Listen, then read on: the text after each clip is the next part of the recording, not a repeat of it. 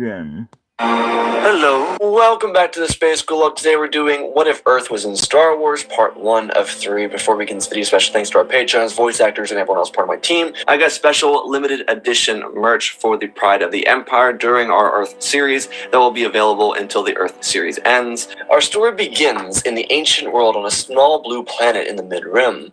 It was part of the Copernican system.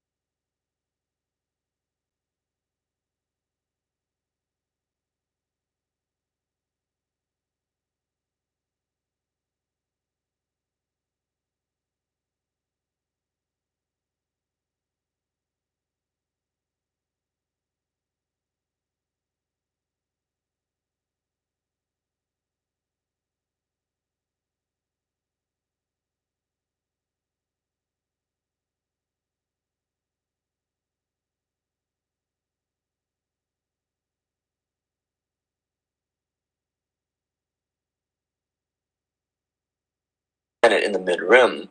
It was part of the Copernican system.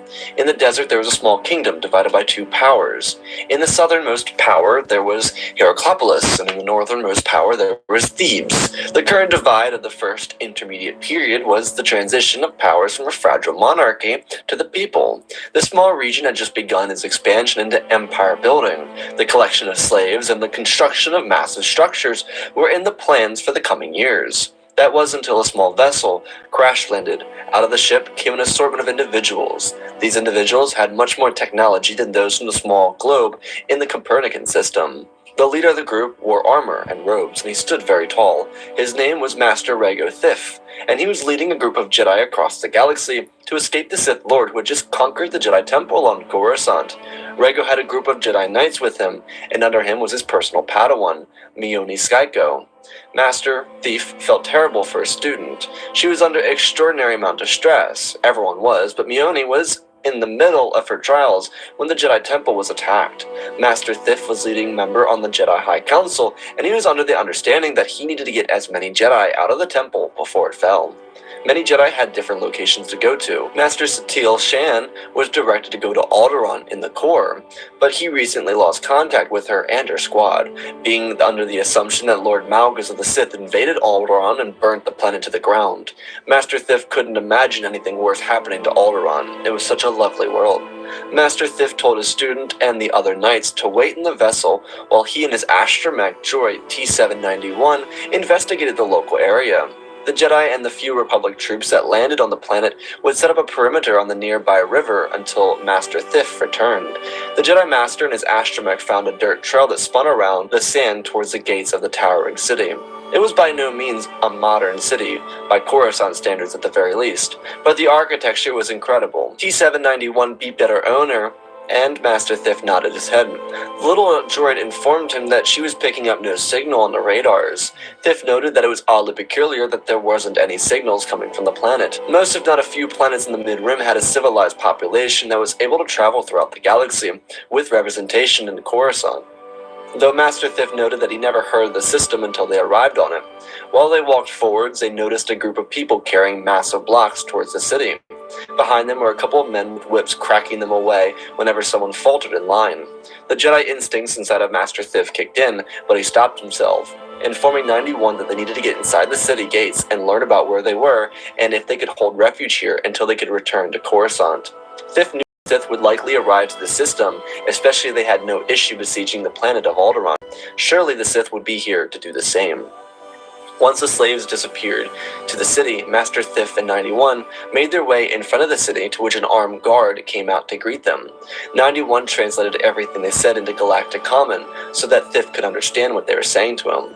Essentially, they were confused as to why someone was wearing material that only upper-class citizens were allowed to wear, when he clearly wasn't an upper-class citizen. Assuming that his slave had risen up and stolen from someone, Thif responded back, telling them that he wasn't from the system, and that he was here on purpose of peace. The elite guard didn't take too kindly to this, assuming that he was insulting Ra, one of their numerous gods. Master Thif stepped back as the elite guard raised their spears. They were already on edge because of the astromech, having never seen something so high-tech before. Being that Thif was still standing tall, they still perceived him as a threat. Thif ignited his lightsaber, and the guard was left in shock. One of the guardsmen swung for Master Thif, and the Jedi Master stepped aside and cut the spear into pieces before raising his blade into his Form 4 stance. The guardsman panicked and ran away. Thif looked at the droid, shrugging his shoulders, suggesting that this would be more difficult than he would like it to be. The heat of the desert was unbearable, as Thif and 91 made their way into Thebes, getting an assortment of looks from everyone. 91 beeped at Thif, and informed him that the power seemed to be directly ahead, based on its structure and its prominence in the city itself. Thif agreed, and the two of them made their way there. They were going to make attempts to make friends with these locals, so that they could defend them in case the Sith came. For the most part, Master Thif believed that they could return to this planet after they defeated the Sith and help it into the future, but that would come later. When they arrived at the palace, an army of men presented themselves forward, ready for a fight. Thif bit his lip. He saw the same guardsman from the front gate with some governmental officials. Thif ignited his lightsaber once more and told 91 to translate what he said, telling the guardsman that he wasn't there for war. He was here because this planet was in severe danger. The Egyptians looked around at each other, as a few governmental officials stepped forward, asking what danger. Thif explained as best he could, telling them that he was a Jedi. They were defenders of justice and bringers of peace in the galaxy. The Sith attacked them on Coruscant and destroyed everything. The Jedi have been separated throughout the galaxy, and because of this separation, the Sith had been burning down civilizations to the ground and hunting the Jedi. If these didn't allow the Jedi to stay and defend them, then the Sith would do the same thing to them. The Egyptians took in this information and then told Master Thif that if he could provide proof of their struggle, then they would be allowed to stay in Thebes for the time being. They could take up refuge with them. Thif nodded his head and turned on his transmitter, requesting Mioni to bring a handful of troops to their location with some holograms, then asking her to send Commander Nej Vondun and the rest of the Jedi and the Republic troopers around the globe to see if any other civilizations existed. If they did, he wanted them to make contact with them and report their findings. Eventually, Mioni Skyko and the troops would arrive. She saw her master surrounded by guardsmen, but the situation seemed to be under his control. Mioni gave her master the hologram they received from Tython in the destruction of the Jedi on that planet. She also gave him hologram of some of the damage done to the Jedi Temple on Coruscant before they left. The group went inside the main building, and they showed off the details of their feat. The Egyptians were blown away, to say the least. Sure, they figured out a lot with so little technology on their own world, but the technology they were witnessing before their very eyes wasn't even within centuries of being discovered. It was several thousands of years away of being discovered. The Egyptians told the Jedi that the Republic troops were welcome to stay, under one condition, the condition that they be given the technology and shown how to utilize it for productivity. Master Thif didn't see an issue with this. He could feel the fact that the Force was strong here on Earth too. This planet was rich with its connection to the Force, and there was a chance children of the Force present on the planet as well. Thif also believed that Earth deserved a shot at being a part of the Republic, though it had a lot of modernization it needed to go through. Without said modernization, Earth would never be able to successfully trade intergalactically.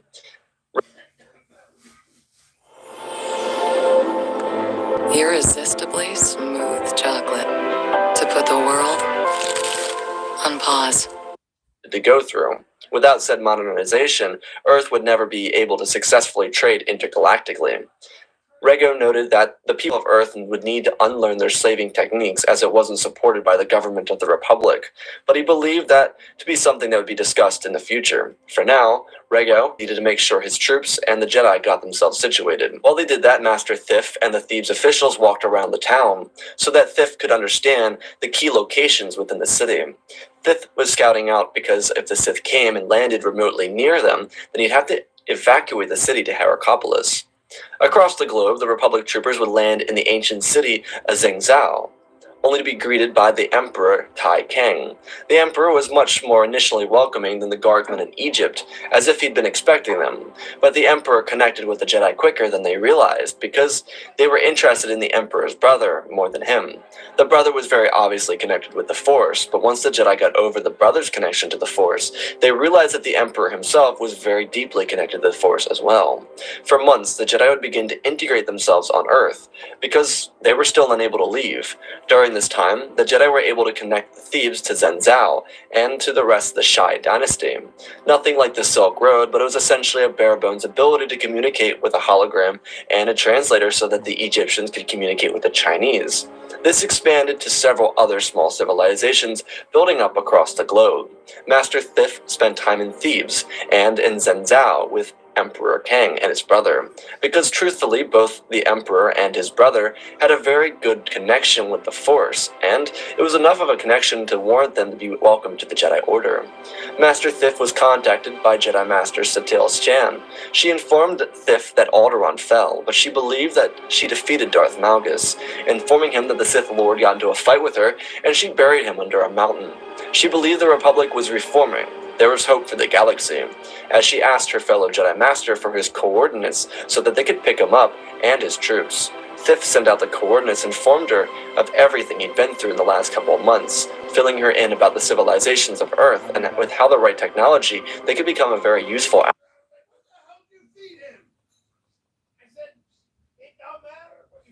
I'll be back.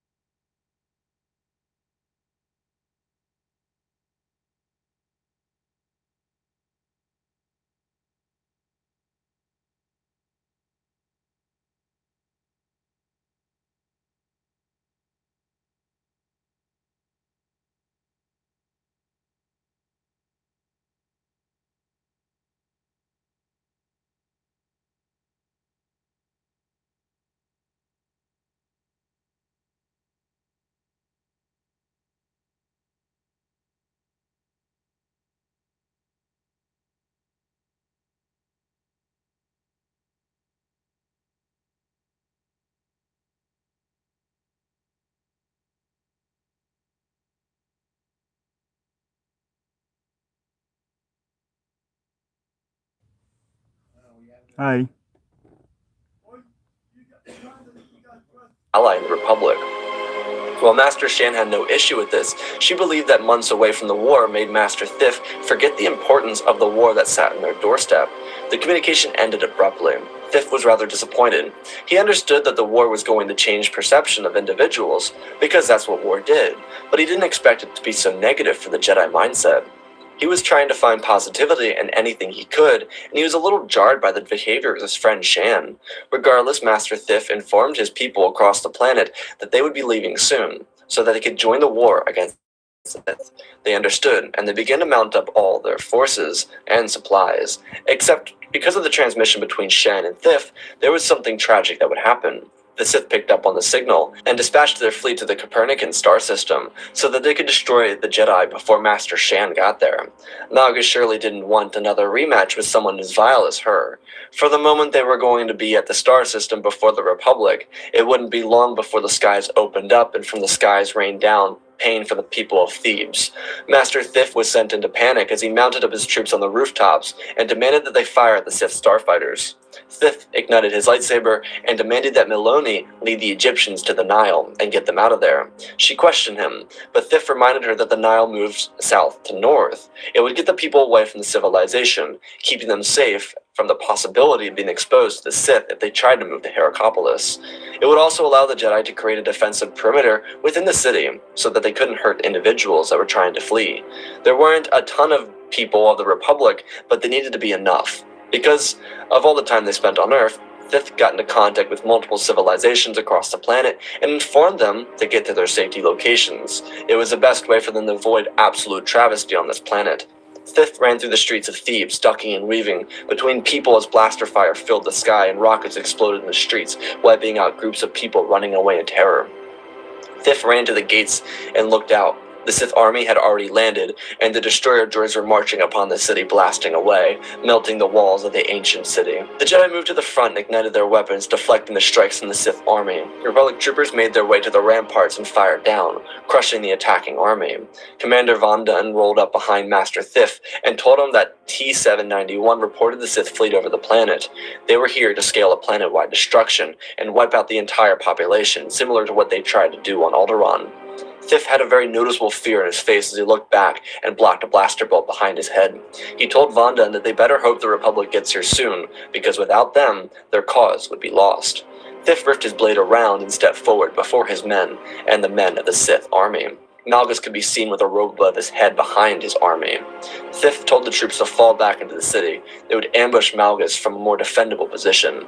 Thif used the Force to raise the city gates as he turned around and ran full speed into the city. Not long after the gates busted open and the Sith troopers poured in, they would be surprised. Before they could get past the gates, they would run over several buried landmines, blowing their ranks into smithereens. Malgus growled as he cut through the wounded with his lightsaber, killing them all, and encouraging the rest of his men to stammer forward, until they crushed the Jedi. The Sith troopers piled into the corridors, blasting away with firepower. When they saw Republic troopers, they started shooting at them. Dozens of Republic troopers fell to the ground, dying out into dust. As the Sith troopers came up, they realized that they killed scarecrows, and before they could adjust their position, they were blasted to the ground by the Republic troopers that were outmatched and outnumbered. Master Thif leapt forward and cut through the Sith assassins. Thif called out through his comlink, asking for his Padawan and asking if she was alright. Meloni came running around the corner, deflecting blaster fire from behind her. Commander Von Dun ducked behind a crate as Thif pulled his Padawan to the side and caught a blade of a Sith Marauder and threw him to the side. Another Marauder swung viciously at Thif. The Jedi Master kicked his leg forward with his metal boot as he shattered the leg of the Marauder. Thif turned around, cutting down one of the Sith before swinging back and slicing through the next. Thif helped Malone up and directed her and Commander Von Dun to the nearby building. They moved to the roof of the building and got a look of the city. They could see a good portion of the city. It was under fire, but currently the Republic troopers and the Sith troopers were fighting in the streets. The Republic was still holding on. The Jedi and the Sith fought each other, and the sounds of the battle echoed throughout the city corridors. Thif called out to T-791 and asked if the Republic was in orbit. The little droid reported that the Republic fleet had just come out of hyperspace, and they were currently engaging the Sith. Thif knew that Malgus would retreat so that he didn't get trapped. Thif then turned around and saw Malgus walking through the battle, killing Republic troopers and his own men as he made his way back to his shuttle. He was informed that the Republic was here. It wasn't that Malgus was afraid of the Republic, he'd just rather fight the Republic on his own terms, and currently he was in gridlock with the Republic on the ground, and didn't need to risk his fleet being destroyed.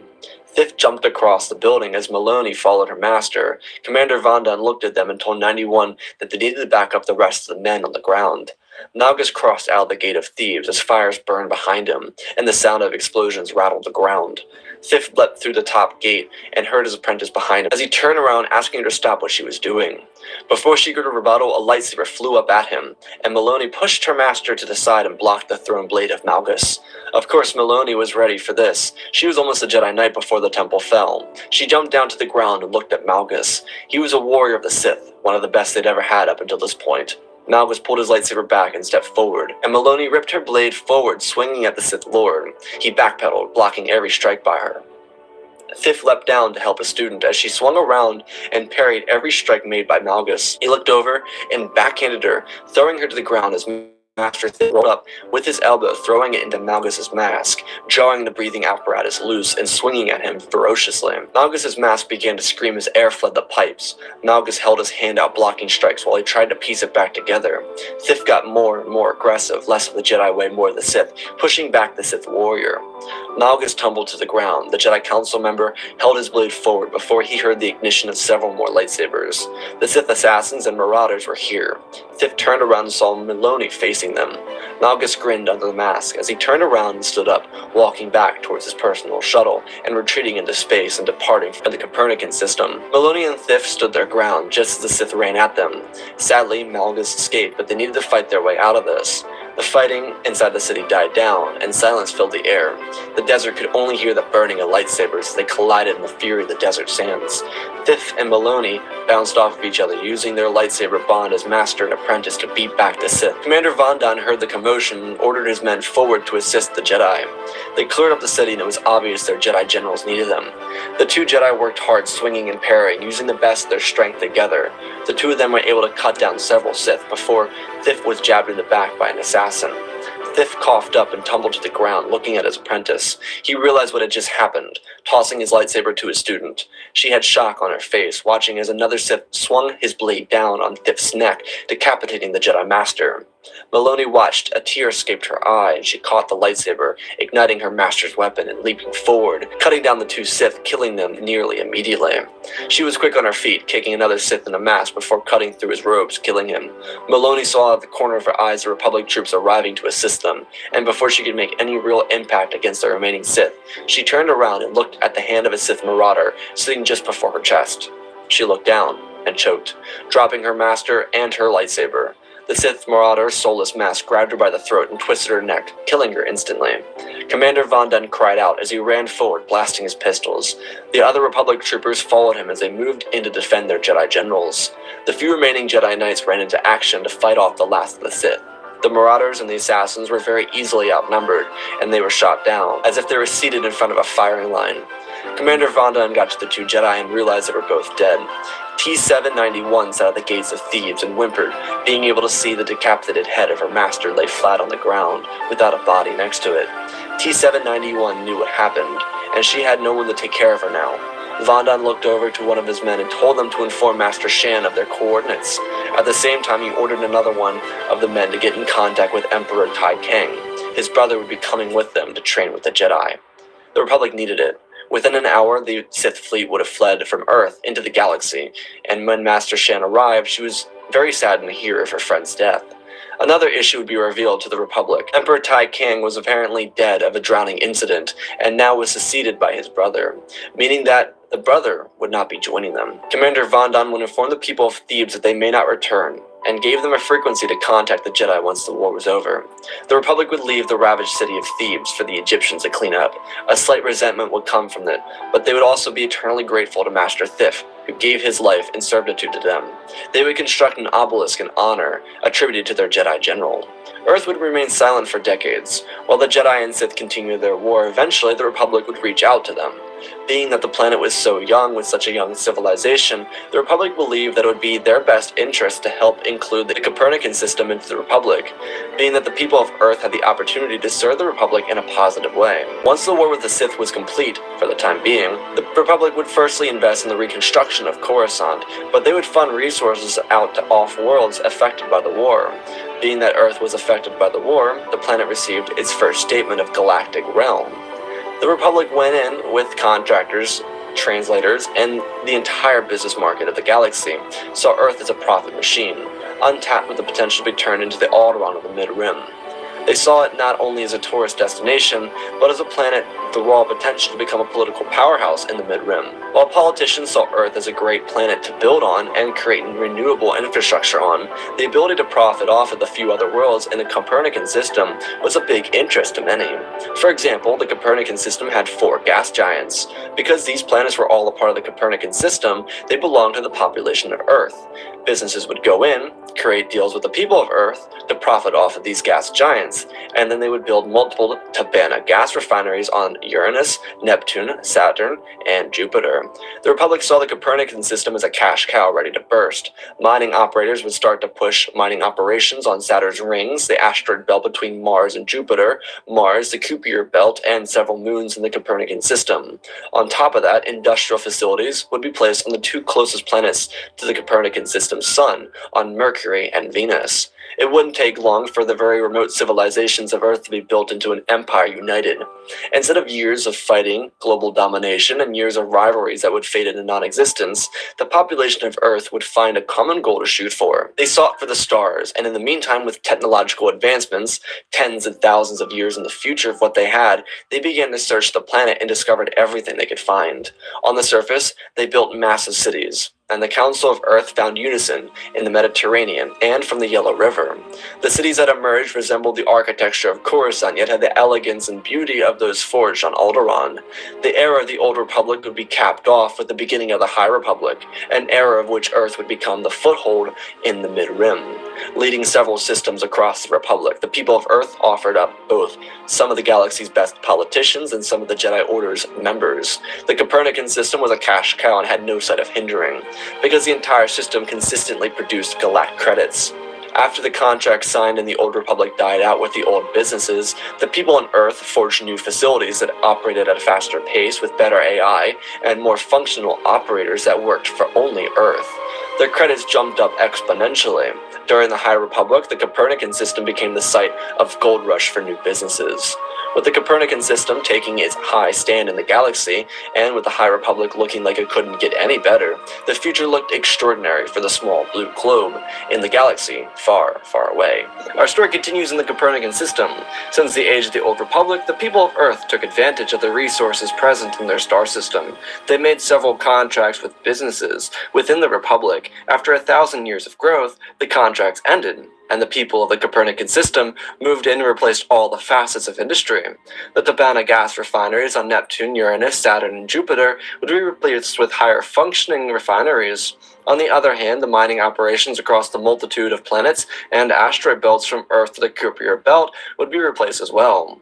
As Earth's tech caught up with the rest of the galaxy, their own starships would be their own means of transport from Earth to all these industrial locations. Of course, the other energy industrial facilities on Mercury and Venus would provide renewable power for Earth. The planet itself saw much change. Since the first intermediate period in Egypt and the Shi'ite dynasty in China, Earth transformed into an advanced society.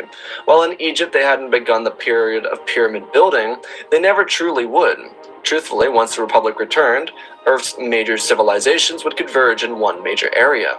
Eurasia would become the site of the largest sectors of human population. The Mediterranean, the Nile River, and the Yellow River would host an array of massive cities. Skyscrapers would tower into the skies, and architecture would resemble the elegance and beauty of Coruscant, while maintaining the luscious, natural beauty of Alderaan. Earth's people, ever since the invasion of the Sith, were in tight unison.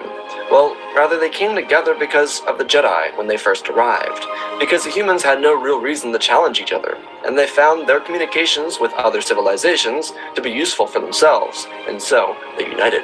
Truthfully, the people of Earth had no long-standing competitions. There were instances of decay between neighboring civilizations, but once the Jedi arrived, and left Thebes in shambles, the people of Earth decided to unite in case the Jedi or the Sith returned. When the Republic did eventually come back, the people of Earth were skeptical. But with the Council of Thebes, as it was referred to at the time, united, they decided to make an accord with the Republic. The Council of Thebes became known as the Council of Earth. Sprawling cities emerged from the Italian peninsula to Yemen, Romania, Pakistan, Kazakhstan, down the Nile to Heracleopolis, and, of course, the massive capital city of Earth in Zhenzhou. The common theme between all these cities was their location near a body of water, whether it be the Nile, Mediterranean, Arabian Sea, Caspian Sea, Black Sea, or of course the Yellow River. Senators from Earth were a bit of a unique bunch, always a cast of diverse faces, but they all shared the common interest of love for planet Earth. The technology of Earth developed into remarkable stuff, and it would only be a matter of time until the people of the Copernican system set themselves up for longevity in the galaxy. Above Earth was a large structure, and they would also build next to it the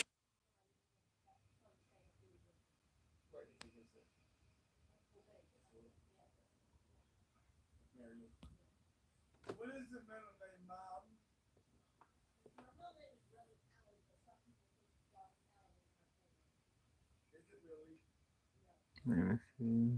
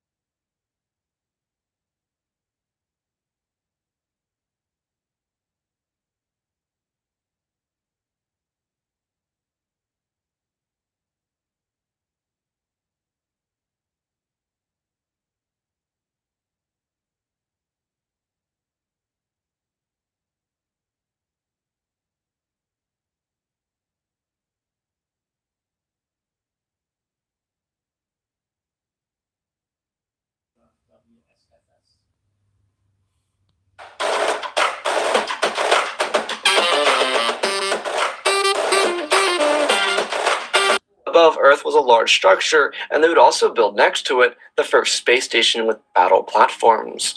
Being that the Copernican system was in the mid-rim, they were susceptible to attacks from pirates, especially since Earth began donning the name of Alderaan of the mid-rim. Earth had an established militia fleet because of the value the Copernican system annually created. Earth had a large trading deal with the Republic, and because of all the natural resources in the Copernican system, the people of Earth thrived off the credits, and used all of their earnings on better living for the people of the planet, and better facilities across the system. As for the governing of Earth, it was rather democratic, surprisingly. Considering the mix of governing bodies at the time the Jedi landed, the people of Earth had little issues reforming from the feudal system and removing monarchs from power. Being that the emperors of the Shi'ite dynasty were ousted, after people noted the functionality of the Egyptians in the first intermediate period without pharaohs or monarchs. It was a dark time for Earth, because they existed in a realm of communication, but outside that communication, they had little contact with each other. They couldn't access each other. Their religious situation was also extremely different. The Egyptians and the Chinese were polytheistic.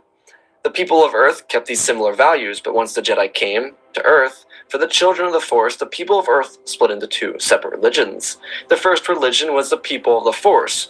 Generally, this religion existed in the Mediterranean and the Nile River area, while the other religion, being simply a polytheistic culmination of cultures, would simply exist in the Black Sea, Arabian Sea, and Yellow River area.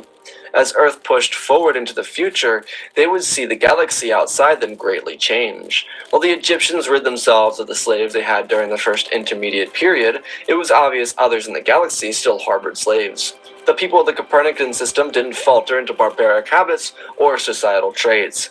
While the Eurasian continent was filled with populous cities, there were groups of civilizations in the Americas. The people of the Karo Super in Peru were the only large, formidable group of civilized humans that the Jedi interacted with in the Old Republic. Truthfully, there were thousands of isolated tribes throughout the Americas, and the people of Earth discovered them, but they let them be. There was no real reason to impede on their territory, and they allowed them to function in their own right. Many believed that these tribes were worshippers of the Force, but no one really knew. They were greatly respected among the Council of Earth, but they too were mystified by them as well. The Council of Earth had a very distinguished close ally in the core. While they were very much so a part of the Greater Republic, they had trading partners they got along with better than the others. A couple notable partners were Kuat, Corellia, Alderaan, Anaxes, Cato Nemodia, Ringo Vinda, and Mon Calamari. The best part about being allies with all these systems was their advancements in space-related tech. Because the people of the Copernican system were late bloomers in the galaxy, their interest was in space expansion. With the amount of credits the Copernican system made, they consistently paid out heavy amounts of credits for the best supplies around the galaxy. Their relationship with Kuat and Mon Calamari was incredibly important for their star tech. The High Republic was a period of extreme growth in the Copernican system. The people of Earth were able to completely explore their entire planet and have a complete understanding of every species on their planet. There hadn't been a significant war, let alone battle, since the Sith invaded during the Old Republic. Earth was thriving, and because of it being an economical powerhouse in the galaxy, it had a lot of leverage on Coruscant. The Council of Earth was very influential, and this even continued out of the High Republic era into the Age of the Galactic Republic. That Age of the Galactic Republic would be filled with tensions, and once the Trade Federation began its blockade of Naboo, the Council of Earth was outraged. Naboo wasn't necessarily close to Earth in terms of relations, but it was a mid-rim system, and that meant the threat was real enough to be talked about on Earth. The people of Earth would come to the conclusion, believing that the Trade Federation would definitely do it again. While the Council of Earth had good relations with Cato Nemodia during the High Republic, the people of Earth saw an issue with the Trade Federation openly blockading the planet of Naboo. The people of Earth's closeness with the space tech-heavy star systems would begin the work on the construction of their own space stations. While the Copernican system had multiple space stations littered across the system, like an engine factory over Mars and a battle platform over Earth, the Council decided that they would work more towards more defense platforms around Earth, specifically, and on top of that, an automated defense fleet, using technology that they had from the Trade Federation. During the High Republic, the Council of Earth worked closely with the Trade Federation, meaning Earth had its own Lucrehulks, centuries old, but still Lucrehulks. Earth had its own notable cruisers and intergalactic vessels, though most of them were luxury vehicles. Some were yachts that were bought by the uber-rich on planets like Canto Bight. Other vessels were ships that senators of the Galactic Republic used, different versions of upper-class corvettes, nothing too large but specific to Earth. With the recent issue on Naboo, the newest shipyard would be constructed around Earth's moon. Truthfully, the people of Earth had landed on the moon and could have colonized it, but decided against it. Now they would use the moon as a secret base for defending the planet of Earth. An entire fleet of AI starfighters would be built and placed there. As for the shipyard, it would lay outside of Earth's orbit, but heavily protected by a couple new battle platforms. Other planets in the Republic called these Golan platforms, though the people of Earth built their own model, inspired heavily by the Golan platform, but with a lot more firepower. The shipyards constructed around Earth would have the best manufacturers inside of the Mid-Rim, and they would begin to construct ships for other planets in the Mid-Rim. Basically, anyone who ordered something and couldn't afford the price of the Kuat drive yards Ringo Vinda or Mon Calamari. This added to the amount of galactic credits that the Copernican system drew in. Because of this success, the Council of Earth would construct another grouping of shipyards just beyond the asteroid belt next to Mars and build it around Jupiter. The success of the construction of these yards would be remarkable. For the next 10 years, everything would go brilliantly. The expansion of the Copernican shipyards would complete justly with the Kuat drive yards, and then war would break out. Earth, being loyal to the Republic, would side with the Republic war effort, defining their lines across the Mid-Rim as the only Republic-allied planet in a bunch of Separatist-aligned worlds. Not that there weren't Republic planets in the Mid-Rim, but they were surrounded by purely Separatist worlds. This, of course, was a very bad spot to be, but with support from Chancellor Palpatine, the people of Earth saw it to be a functional strategy. On top of that, the Chancellor was allowed to create a military thanks to the fill-in senator of Naboo, Jar Jar Binks, who voted on behalf of the Chancellor. Palpatine would dispatch an admiral to the Copernican system to deliver a set of blueprints for the new fighting force of the Republic, the Venator-class Star Destroyer. The order would be massive, and it would require every single shipyard bay to be open. In exchange, the Council of Earth requested that Earth be given a defense fleet to protect themselves, to which they were granted. Palpatine also decided that he would task the Copernican system with the first super-class dreadnought, titled the Pride of the Core.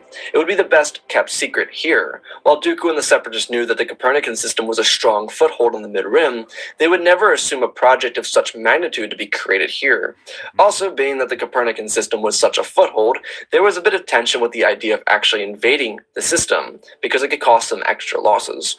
Of course, with Palpatine controlling both sides of the war, he could avoid it, but sometimes Separatist generals got too excited with their own plans, especially someone as rambunctious as General Grievous. The Copernican system would get to work immediately on the growth of its Venator fleet, so that the Republic could have all these vessels it needed when the time came for battle.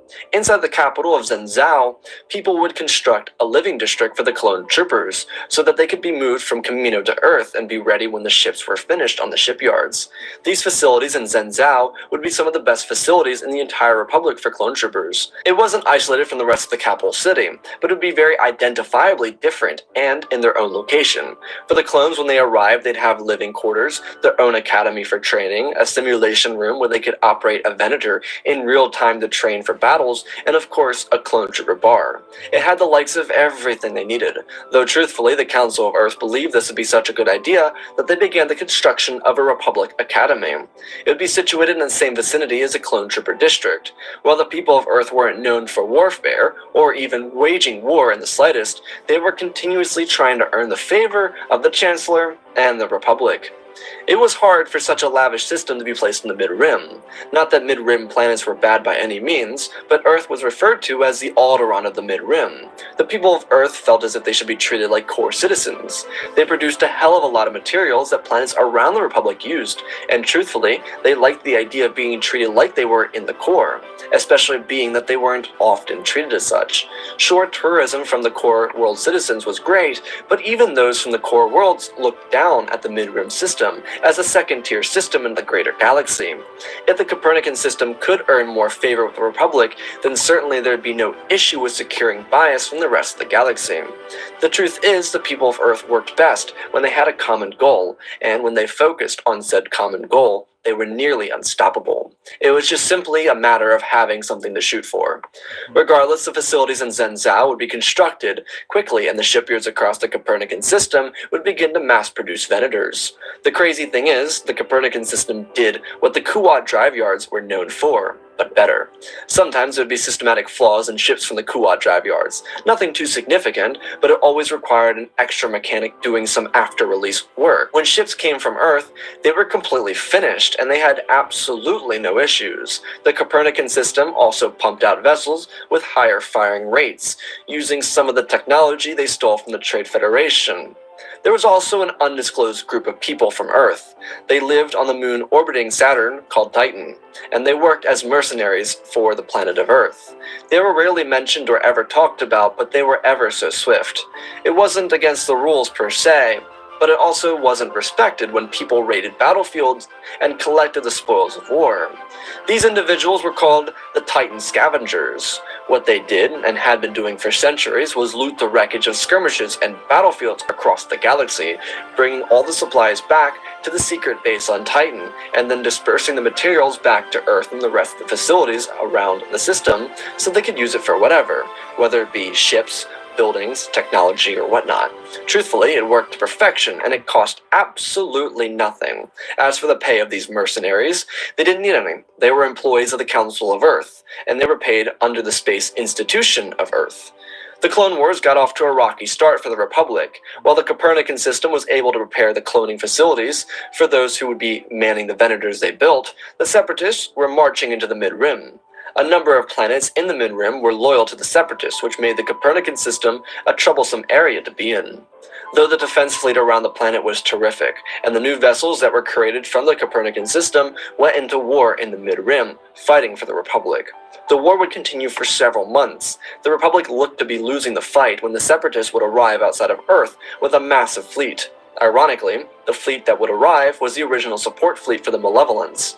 The fleet was still massive by every means, but the Titan Scavengers had just brought back their first recovered pieces from the dead moon on Antar, where the Malevolence crashed. The Scavengers found lots of parts from the EMP weapon and believed for them to be useful. When the Separatists sent their first attack force to Earth, they were blindsided. Former Trade Federation Lucrehawks, Republic capital ships, and the AI from the moon base launched a three-way attack. Some may call this a master flank, and truly, it was a master flank. As many of the humans on Earth would call this, a reverse Uno card. The Separatists would be locked into a gridlock, and they would have nowhere to go. Once Earth's moon deployed its interdiction field, the Separatists were doomed. And the best part of all of it was the ability to cash in on the spoils of war, of course. The defense line outside of Earth, being aided by the Earth-constructed Golan platforms, would be majorly successful that the Separatists wouldn't even think about coming back to the Copernican system. After nearly a year and a half of war, the Pride of the Core would be rolled off the assembly line at the Saturn drive yards. The escort fleet was already prepared and ready to meet up with it. When the Pride of the Core was unveiled to the Republic, Chancellor Palpatine personally hailed the Copernican system as the creators of the magnificent weapon that would see the downfall of the Confederacy. Palpatine was so pleased with his Super Star Dreadnought and wanted to order another one. Palpatine, before celebrating Naboo's joining of the Republic of centuries, would visit the Copernican system to personally thank the Council of Earth for the Pride of the Core. When he arrived, he found that the people of Earth had a surprise for him. They harvested the Malevolence, and they worked on its technology that was left behind, and had a new line of weapons and vessels for him in the Republic. He was overwhelmingly pleased. Earth's constant drive to be the best in the Republic proved to be a useful ally to him. Palpatine awarded the Copernican system with the title Pride of the Republic. While it wasn't necessarily in the core, nor could it ever be a part of the core physically, Palpatine decided to bestow the title to the planet so that they would consistently be, as such, the Pride of the Republic. Palpatine also had a new request for them to work on, alongside of their new construction. While the Venator was a useful ship, and because of the Kuat drive yards and the shipyards at Ringo Vinda falling behind on production quotas, Palpatine requested that the Copernican system begin working on a new vessel for the future of the Republic. Wink wink. The blueprints were for a vessel that was much larger than the Venator, which meant that the Copernican system would have to expand their shipyard facilities, which was worth the price it would cost. As the second year of war whisked by, the Republic, led by General Skywalker, would push the Separatists out of the Mid-Rim, and the Outer Rim sieges would begin. The galaxy was on edge, waiting for the news that would come in next as the Jedi generals led their men on the battlefronts. Just as the Copernican system finished up its first wing of 5 Republic Star Destroyers, Coruscant was invaded. Earth would deploy the new vessels with their crews to assist at the Battle of Coruscant. The first day in the field for the Star Destroyers would be successful. To the people of Earth, it was yet another victory in their books, another success. A couple days later, everything would change. The Jedi Master and Apprentice stationed on Earth would be executed for committing treason. Truthfully, the Council of Earth was outraged. How could the Jedi betray the Republic? It wouldn't be long until a longtime friend of the Copernican system would crown himself Emperor of the Galactic Empire, and the people of Earth would completely support it. Across the capital of Zhenzhou, the people would begin to put up signs telling all citizens to report Jedi if they were found. These signs would go up across the multitude of cities across Earth. One may assume this was concerning for the people on the western hemisphere of Eurasia that religiously believed in the Force, but truthfully, they believed in the Force, not the Jedi, nor were they loyal to the Jedi by any means.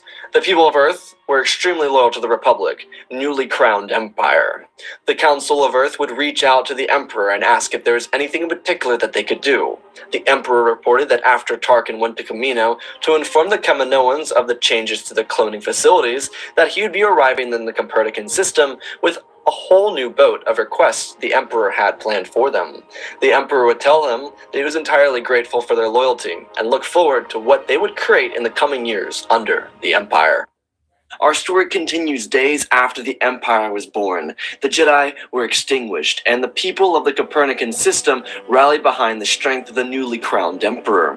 While the Emperor was the new power in the galaxy, the democratic people of Earth still rallied behind him. In the old days, the Jedi were revered as heroes, though much like the rest of the Republic, the people of the Copernican system saw the Jedi as part of the problem during the Clone Wars. Dooku, having been the leader of the government that not only tried to overthrow the Republic, but led an aggressive invasion of Earth, was someone they didn't like. The people of Earth didn't take too kindly to that behavior, and while Dooku was no longer a Jedi, that didn't matter. He once was, and that permanently stained the reputation of the Jedi. As did their continuation in the war. It seemed as if they were just tools for the war machine, and instead of being the peacekeepers, the people of the old times referred to them as they were generals in that war. Was it wrong in theory? Possibly, but the people of Earth didn't know the plan that Palpatine created, nor did they know that he had orchestrated the entire Clone Wars. They were acting in the best interests of the global population, considering the global population was successful under the Republic, now the Empire. Throughout the Star System, the Copernican system shipyards and drive yards were being retrofitted. Before Tarkin was set to arrive from his mission on Kamino, an Imperial fleet was deployed to protect the system. The fleet was installed because remnants of Separatist fleets still existed.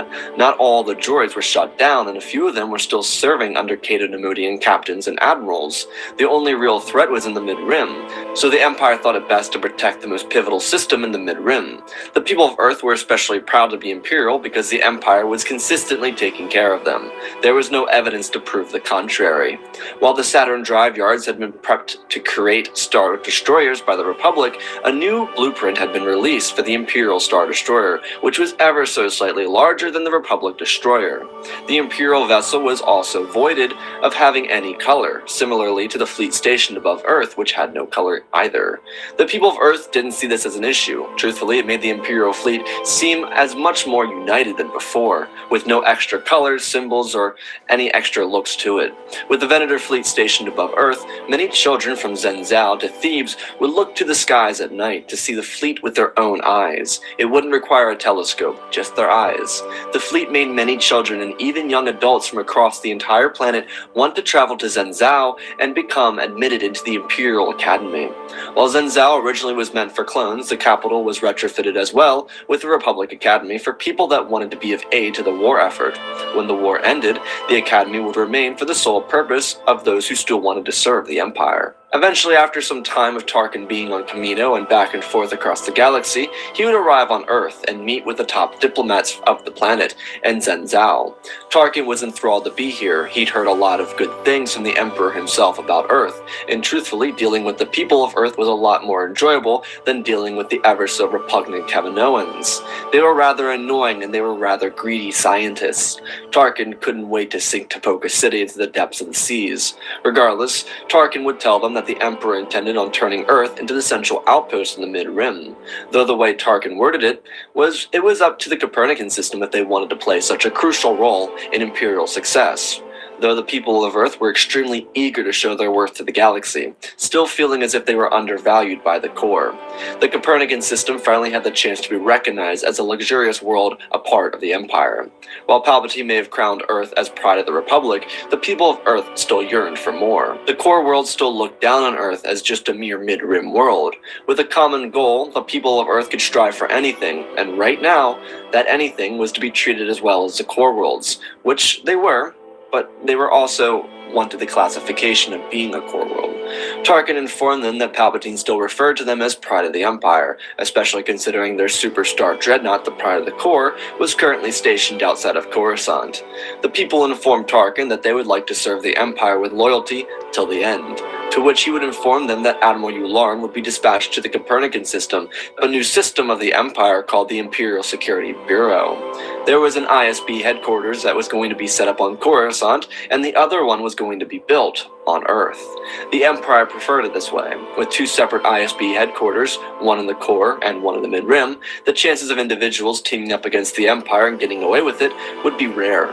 They'd heard about the Bad Batch not following orders on their mission to kill Saul Guerrero, and the Emperor wasn't thrilled to say the least. Steve saw the clones as a means to an end, and it was time for their end to begin. He planned on phasing them out, and that would just simply be that. Tarkin also informed the people of Earth that they would retrofit the clone facilities into human facilities for Imperial recruits. He suggested that they enlarge it because Earth would become the center of Imperial recruitment in the Mid-Rim. While people of the core could mostly travel to Coruscant, Earth gave loyalists within the Mid-Rim a place to go. For the large extent of the Mid-Rim that originally sided with the Republic sided with the Empire. They hadn't been given any reason not to, though those that were formerly a part of the Separatists were split 50-50 between loyalty or dissatisfaction with the Empire. There were those of former Separatist worlds who would come to Earth to join the Imperial Academy of Zenzal, while others, like people who called Sereno home, would be reluctant to join the Empire, especially because their capital city was ripped apart by the Empire after the war ended. The first year after the Clone Wars would see a prideful Imperial expansion, with the Saturn drive yards producing Imperial Star Destroyers for the fleet, and the slow decommissioning of Venators. Earth was heralding in a new era of Imperial power. Tarkin would periodically check in, but the main Imperial officer that would be on Earth would be ISB Colonel, and that leader of operations within the facility, Yularen. Yularen would be transferred from Coruscant location to the Earth location consistently. With the Venator fleet over Earth being the last fleet of Venators in the Republic, the people of Earth would actually find honor, being that it was the Venators that came from or stationed above them. The pride of their success during the war that ravaged the galaxy was their defense fleet. The ISDs that Earth manufactured kept pace with the Kuat drive yards. There was something else incredibly important, the growth of new technology from the Empire. Tarkin, Palpatine, and Yularen would consistently have new blueprints for ships such as the Arrestor cruiser and the Interdictor-class destroyer. While these ships weren't large or required a lot of materials, they were quick to come out of the assembly line, though the Interdictor was a case that took a lot longer of time to complete. The ship was experimental, and the Saturn drive yards were working on fleshing it out so that it could be operable. Instead of Zenzal, Imperial senators from Earth would begin a new district, a scientific wing. Because the Saturn drive yards were working on interdictors, a small cruiser with the ability to pull other vessels out of hyperspace, they wanted to ensure they got the project right. The Council of Earth would also decide that the Empire now held a foothold on the galaxy, and it was time to decommission the Titan scavengers. The people of Titan were rather outraged at this, and while the Council of Earth believed this to be the best case, they made a special preparation for the Titan scavengers though.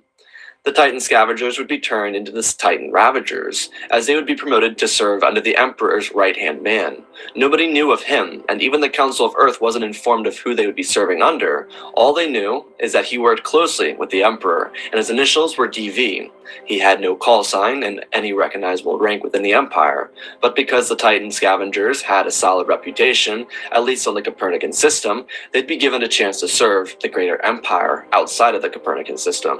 While originally they were skeptical, as loyalists to the Empire, they accepted their role, and soon came to rejoice in it, being special forces that worked under Lord Vader and Vader's fist. Zenzal became the sight to see within the Empire. It was highly revered, with the second best academies in the galaxy for Imperials, falling shortly only behind Coruscant. As for the non-Imperial academies on Earth, they were ranked 3 and 4 in the galaxy, only being slightly edged out by the core worlds exclusively, those academies being in Thebes and the other one being in Zenzal.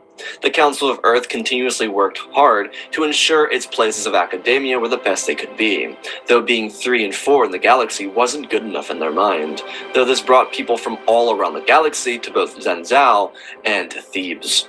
The capital of Earth was a nice mixing pot for people from across the galaxy to visit. It was full of districts that were a representation of those across the galaxy. Rhodia, Mon Calamari, and several others could find a place to call home on Earth and in Zenzal. It wasn't cheap to live on Earth, or within the Copernican system to begin with, though the best part about Earth was the people's willingness to welcome all species from across the galaxy. As rebellious worlds across the Mid-Rim fell to Imperial invasions, the people of Earth took note of it, though they believed in the Empire and the cause it stood for. 3,000 years of loyalty to the Republic, which was now the Empire, seemed to be a viable cause. Senators from Earth continued to be good representatives of the planet, and because they were good representatives, the people of Earth had no issue with the Empire.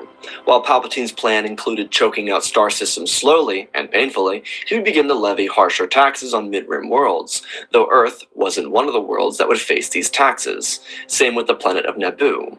The senators from the Copernican system knew this, and they were content with it. Being that most Mid-Rim worlds during the Clone Wars belonged to the Separatists, there was really no issue in their mind about it. Palpatine's use of the Imperial Senate helped people believe that democracy was still prevalent in the Empire, which was the point of the Imperial Senate. And while Palpatine crowned himself Emperor, the role initially seemed no different than the role of Chancellor of the Republic. Of course, for the Emperor, he would slowly siphon off power to himself, with no one noticing, while he continued to choke the galaxy. Everything of the Copernican system was successful, because it was treated as a loyal core world. It didn't receive the same treatment as Ryloth or Camino. While yes, they were both worlds that belonged to the Republic, they had cases of individuals that could provide issue. Most of the core worlds didn't have rebellious leaders, and neither did Earth. Though, within a session of Senate, the senators from the Empire would be informed by the Emperor that Mandalore had fallen. Everyone kind of understood this to be a result of the siege on Mandalore at the end of the Clone Wars. No one actually had an issue with this. While the people of the Republic respected Mandalore's former leader, Duchess Satine, they lost a lot of respect for Mandalore after she was killed by her own people. Of course, Maul was the one to do it, but the people outside of Mandalore assumed it was a rebellion, and their rebellion was put in its place by the Republic at the end of the Clone Wars. The phasing of which Palpatine described it, it just seemed as if the Mandalorians were going to go out into the galaxy and cause harm like they did in the old days. The Imperial Senate was on board with the entire thing the Empire did to Mandalore. Of course, there were senators like Bail Organa and Mon Mothma that didn't agree with it, but truthfully, most of the Imperial Senate saw them as ungrateful, people who'd rather allow the galaxy be militaristically weak and didn't support the role that the Emperor played for the people of the galaxy. The people of Earth felt the same as their senators, and that was final, especially since Zenzal became the pride of the Mid-Rim, with new recruits flooding into the city to become some of the best Imperial naval officers the galaxy had. It was hard to get into Zenzal academies, but there were so many beings in the galaxy who had the opportunity to travel to Earth to join the academies of Zenzal. Everything would be successful for the planet Earth, and for the Empire for several years. As the years passed by, the Interdictor class was shipped off of the shipyards, and as for the new model of Star Destroyer, they were too produced through the Saturn drive yards and sent galaxy-wide. 7 years into the Empire, and the first round of heavy taxes would be levied against the Copernican system, Naboo, and the core. The people of Earth weren't actually too upset with this, because the taxes they paid to the Empire came back to them. The senators they voted into power also informed them that everything was fine. The senators from the core, other who were part of Mon Mothma's and Organa's party, converged and discussed the heavy taxes, but they each expressed that as loyal worlds in the Empire, they were treated with great respect. Anaxis was given a surplus of new supplies to outfit their citizens with better power. Corellia was given a new space yard, and as for Earth, they were gifted by the Empire enough to supply the expansion of the Saturn drive yards. And while one may assume this was a backhanded gift, the truth is, while industry across the Copernican system slowed down, it was their shipyards and their drive yards that allowed them to continue to produce mass amounts of credits. Yet another reason why the Copernican system was sold on serving the Empire, being as the Empire continuously used their taxes that they received on the betterment of the systems that supported it. The Empire thrived off of loyalty and built up on that loyalty. Then Earth would come to learn about the rebels. Though they weren't rebels in the eyes of the people from Earth, These were selfish insurgents working under Saul Guerrero. See, along the posters to hunt down the Jedi and report Jedi across the galaxy, a name emerged, and it was a radical insurgent by the name of Saul Guerrero. Ever since his escape thanks to the Bad Batch's failure at the end of the Clone Wars, he'd been out in the galaxy, rampaging along, making people suffer. No one really knew why he was acting so malignantly, but people couldn't stand him.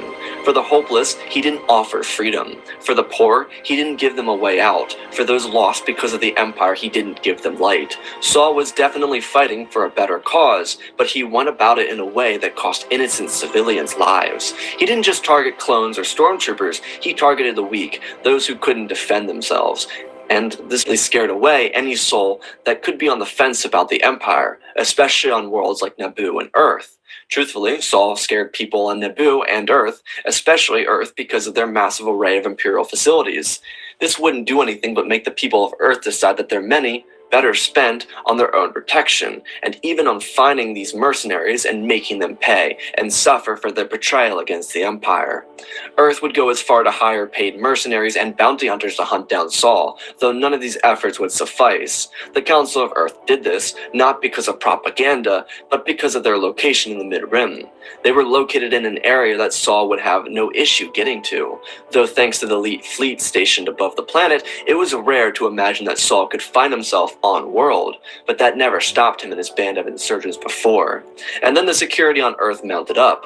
It wasn't a hostile takeover, but Imperial Star Destroyers outside of the main fleet would be dispatched around the Copernican system, especially at the Saturn drive yards, and a show of Imperial strength would sit high above the capital city of Zenzao. Why? The Emperor was here, and he was here for a special purpose, traveling with some of his best troops, admirals, and officers around the galaxy. The one face that wasn't present at this meeting was the ever-elusive Darth Vader. No one knew anything about him, but he wasn't there. The Emperor was announcing the creation of a new project, one that would be created thanks to the loyalty of the Copernican system. Scientist Galen Erso would be brought in to announce the creation of the project in a positive light. There was no name for it, at least a name that would be revealed to the people of Earth, only known as Project Stardust. Palpatine had a name for it, the Death Star, but that name wasn't openly discussed in front of the project. On another note, the only other reason the Emperor was in the Copernican system to disclose it was because of their drive yards and some of their industrial complexes across the system that were going to be converted into labor camps. The Emperor didn't specifically say that they were labor camps, but he did tell the people that people across the galaxy would be placed on Mars, Titan, and the multitude of other planets within the Copernican system to help work on these projects. It wasn't a negative project and it would benefit the longevity of the Empire, he would say. It would bring in credits to the star systems and it would only allow the Empire to thrive more. And while the Emperor had his show of power present over the Copernican system, capital of Zenzao, the people pridefully looked up at it. With the Emperor's arrival and announcement of his new project that would heavily involve the people of the Copernican system, fireworks would set off over the city of Zenzao. Of course, the Emperor ended his speech with referring to Earth as pride of the Empire. It was a great name for the people of the Copernican system, and to hear that they were so highly appreciated made them all the more happy with the Empire. The Council of Earth would ask the Emperor in their meetings about the rise of the Mid-Rim insurgents, to which the Emperor promised it wouldn't be of any harm to them. Pride of the Empire hit an all-time high, and it would continue this way. While the senators slowly lost power inside the Imperial Senate, it didn't really matter to them, the reason being that it was taken away without really impeding their actions. Plus, whenever a new senator was elected to office, they wouldn't really notice any change considering they were new to office, especially being that on Earth, term limits were rather short, because so many people were consistently trying to join the Imperial Senate. Advertising business, and the programs of which had advertising, were showing competitors constantly. A lot of credits came in during voting season on Earth. Though in the Mid-Rim, as the years passed by, there seemed to be an issue. That was the growth of insurgency. The strike at Aldhani woke up the Empire. There was a great mass confusion of what happened. The people of the galaxy fixated their eyes to the Mid-Rim to see what was happening, and it was the Empire tightening their grip around the necks of the weak and telling them they couldn't continue to act so repugnant towards the Imperial reign. The loss of Aldhani woke up the rest of the galaxy that no longer should these individuals be taken lightly. These insurgents were everywhere. It was more than just Saul at this point, and they were multiplying. Not long after Aldhani was hit, there would be a massive skirmish at Ferric. Not too long after that, on Lothal. The Empire seemed as if it was struggling to keep a grip on the galaxy that it was supposed to control, though the people of Earth stuck with their loyalties. During this period of time, an individual from the Imperial ranks would reach out to Earth. The Death Star project was going well, and many of the key pieces of infrastructure that would help construct the massive space station were already being sent off from the Copernican system to Scarif, so that they could be added to the nearly finished Death Star. Though this voice had been silenced multiple times, and he believed that his project was notable, he traveled to Earth before going out to Lothal to deal with the rebels and the Ghost Squadron. His name was renowned across the galaxy. He was Grand Admiral Thrawn. He was visiting with Yularen originally because there had been rumors about an Imperial spy in the ranks of the fleet deployed over Ryloth and Lothal, and they weren't sure which it was. Though once ISB Colonel Yularen and Thrawn got to talking, especially after the topic of the Imperial spy, they discussed the TIE Defender program. Yularen told Thrawn that he should consider reaching out to the Council of Earth to see if they wanted to work on the project here on Earth. Thrawn told Yularen that he was planning on building it out on Lothal and testing it in the field there. If there were insurgents on Lothal, then there were chances that they would try and disrupt his plans. Thrawn actually agreed with this, but he said that no one would take up the project. It was being put aside for the project of Stardust. Thrawn believed his resources were better fit for the TIE Defender program, especially because the insurgents fought in small groups, not entire planets. Yularen gave Thrawn some contact information for the Earth shipyards. Yularen informed him that they would likely be able to do testing directly from the planet itself. Thrawn was greatly appreciative, and so he reached out to Yularen's contact, and within hours they would respond with an astounding excitement. They would inform Thrawn that they pick up the project and start it in a safe distance from Zhenzhou in the Mongolian desert. Thrawn would have to depart, but he gave them all the blueprints and the scientists that had been working on the design with him to the Earth shipyards. The people of Earth would alert their scientists from the Saturn drive yards, and she would personally oversee the construction of the TIE Defender to make sure it would be an adequate transformation into what Thrawn envisioned. When the TIE Defender was presumed ready, it would do a test run in the Mongolian desert, and then it would take a hefty flight from Earth to Saturn's moon of Titan. The few months it took to develop the TIE Defender would be a complete success, and with Thrawn returning to see its success, he would request that Earth build a fleet worth of TIE Defenders. Of course, the people of Earth were willing to oblige. They were responsible for the Pride of the Corps, the first super-class dreadnought, pieces of Project Stardust, the first Republic Star Destroyers, the upgraded Imperial 2 Star Destroyers, and now the TIE Defender. When the first 3 squadrons were produced, they would fly by show for the people of Zhenzhou all the way to Thebes. Of course, it would be celebrated on Earth's Empire Day, a day formerly known as Republic Day. The day was a celebration of Earth's time a part of the Republic, and now the Empire. Thrawn would receive these 3 squadrons of TIE Defenders, and he would use a squadron of ace pilots to gift them the keys to the TIE Defenders. These ships were an absolute beast of fighter class. They were implanted with hyperdrives for short-range jumping. They also had shield generators and an array of weapons that could take down an Imperial Star Destroyer by itself.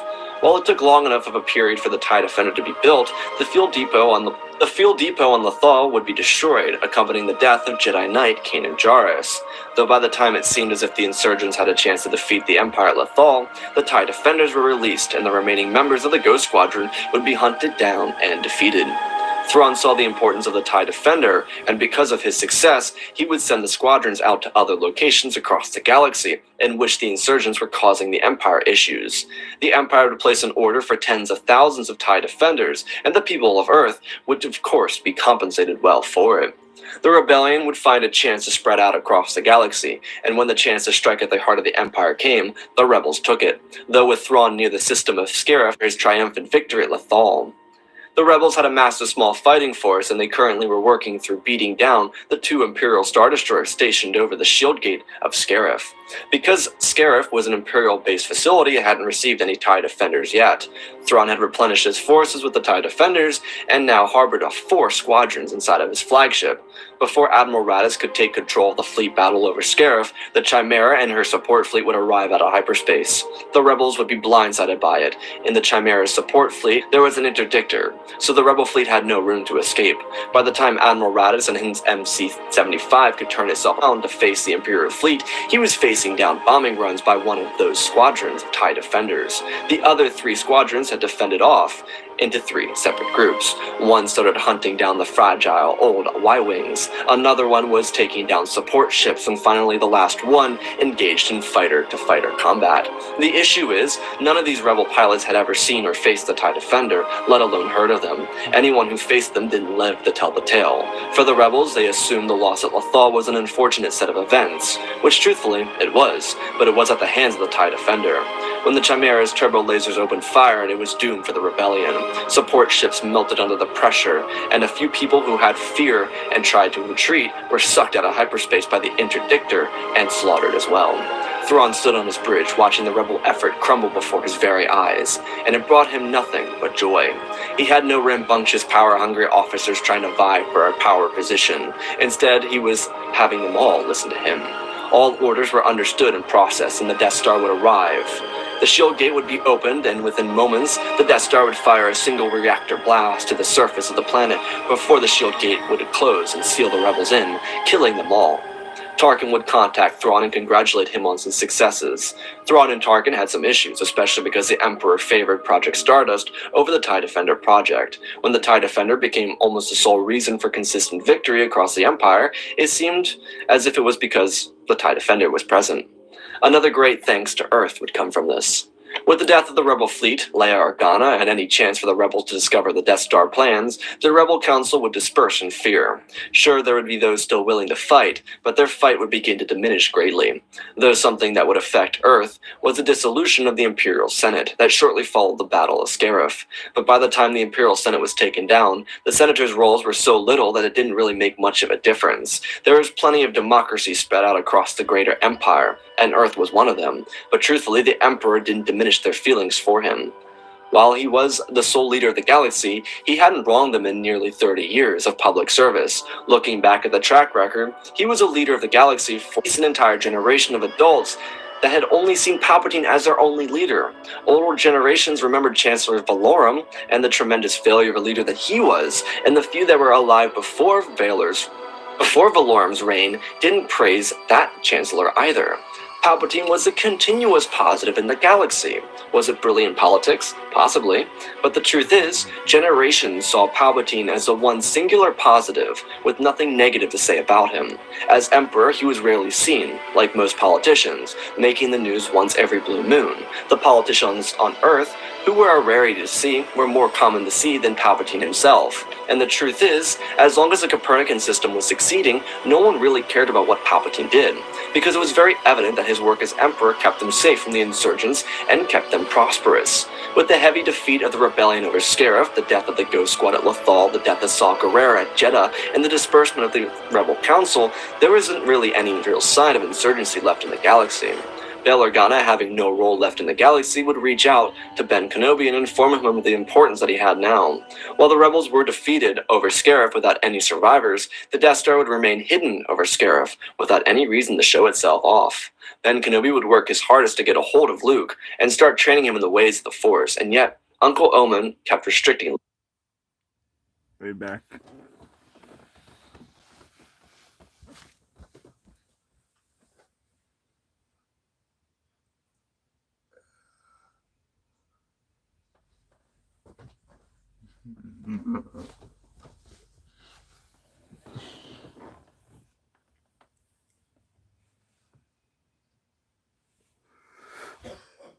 Luke. It would take time for Luke to even start making headway to escape Tatooine, but it wouldn't work.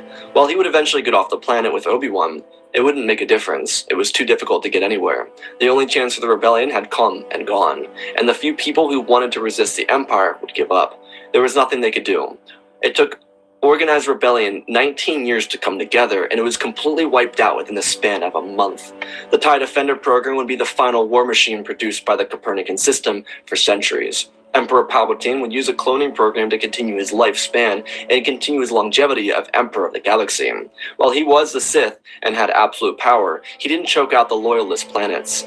Those with rebellious tendencies were dealt with accordingly. But our story continues shortly after the defeat of the rebellion over Scarif. The battle saw the end of everyone that aided the rebels and their fight against the Empire, and now the galaxy seemed united.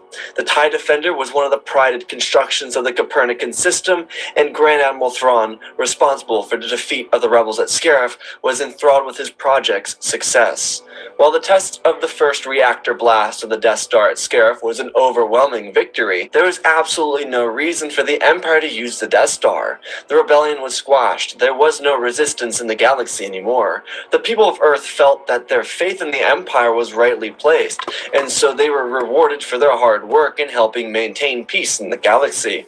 While the Emperor was rather disappointed in Thrawn for going behind his back, he was thrilled with the fact that the rebellion was squashed, and more than anything, the TIE Defender project played a real part in that process. The Emperor would go on a galaxy-wide tour, a victory tour if you will, as a boost for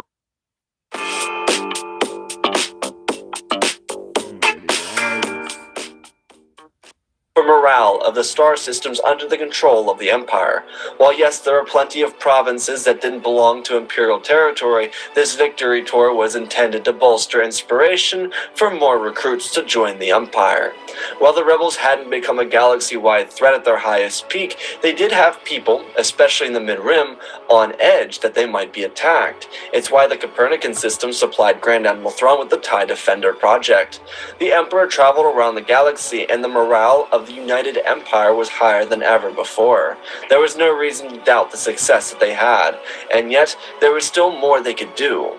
The Emperor made a note to the loyal systems of the Empire that there would be a tournament of sorts. The most loyal worlds in the galaxy would have their pickings of an outer rim world that they wanted to colonize. Essentially meaning that a system backed by the Empire could conquer an outer rim world and take it over, use its resources, and make it better. This was actually brilliant on part of the Emperor. It meant that systems would pay their own credits, supply their own military, and take over the scum-ridden worlds across the outer rim without making the Empire have to pay for it. This meant the greater Empire didn't have to employ its resources to go into the outer rim and deal with the last of the pirates. While yes, the greatest threat in the outer rim was destroyed nearly a decade before in Crimson Dawn, the Empire still had no grip in the Outer Rim. Now Palpatine made an effort to tell the systems in this competition that they could not compete with each other. They could not take another planet from each other, and they were to work together. There were no rivalries, no matter how friendly or hostile they got. Palpatine was very incredibly sure to make sure everyone was aware of that. The point of this operation was to get rid of the scum in the Outer Rim, and so the competition began. And while all the core worlds were vying for the best Imperial admirals to lead the operation, the Copernican system was the one to get a hold of Grand Admiral Thrawn. He enjoyed the idea of this little sport, and of course he was going to support the planet that helped him secure the greatest advantage during the rebel incursion. The rebellion's war effort wasn't referred to as a galactic civil war, rather it was just referred to as the Great Rebel Incursion. Regardless, the Chimera and her fleet were deployed into the Outer Rim, and within a matter of hours the planet of Tatooine would be captured by Thrawn and his forces. He would send death troopers down to the surface and have Jabba the Hutt and his band of minions executed. The bounty hunters were given the option to serve the Empire or die. And so, many of them surrendered themselves over to the Empire. The focus of the Copernican system would turn Tatooine into the Canto Bight of the Outer Rim. While Canto Bight surely was out there as a star system, the Copernican system saw value in Tatooine, especially with the opportunity to build up a gambling industry on the planet. While yes, gambling was bad, and that was very obvious, it was a great way for the people of Earth to generate more income for their system. Though the first and most important step in this process was clearing up Tatooine. The planet was a dust bowl, and between the greedy little gremlins called Jawas and the ever so desolate people of the sand, Tatooine wasn't exactly the most exciting place in the galaxy to travel to. Considering the academy at Zhenzhou was full of excited individuals to jump to the front lines, the Copernican system would firstly send a group of newly graduated stormtroopers to the sands of Tatooine. While officials who now ran the planet never visited, they took a large bit of their budget and began directing it towards Tatooine. Scientists from the Copernican system were also present, because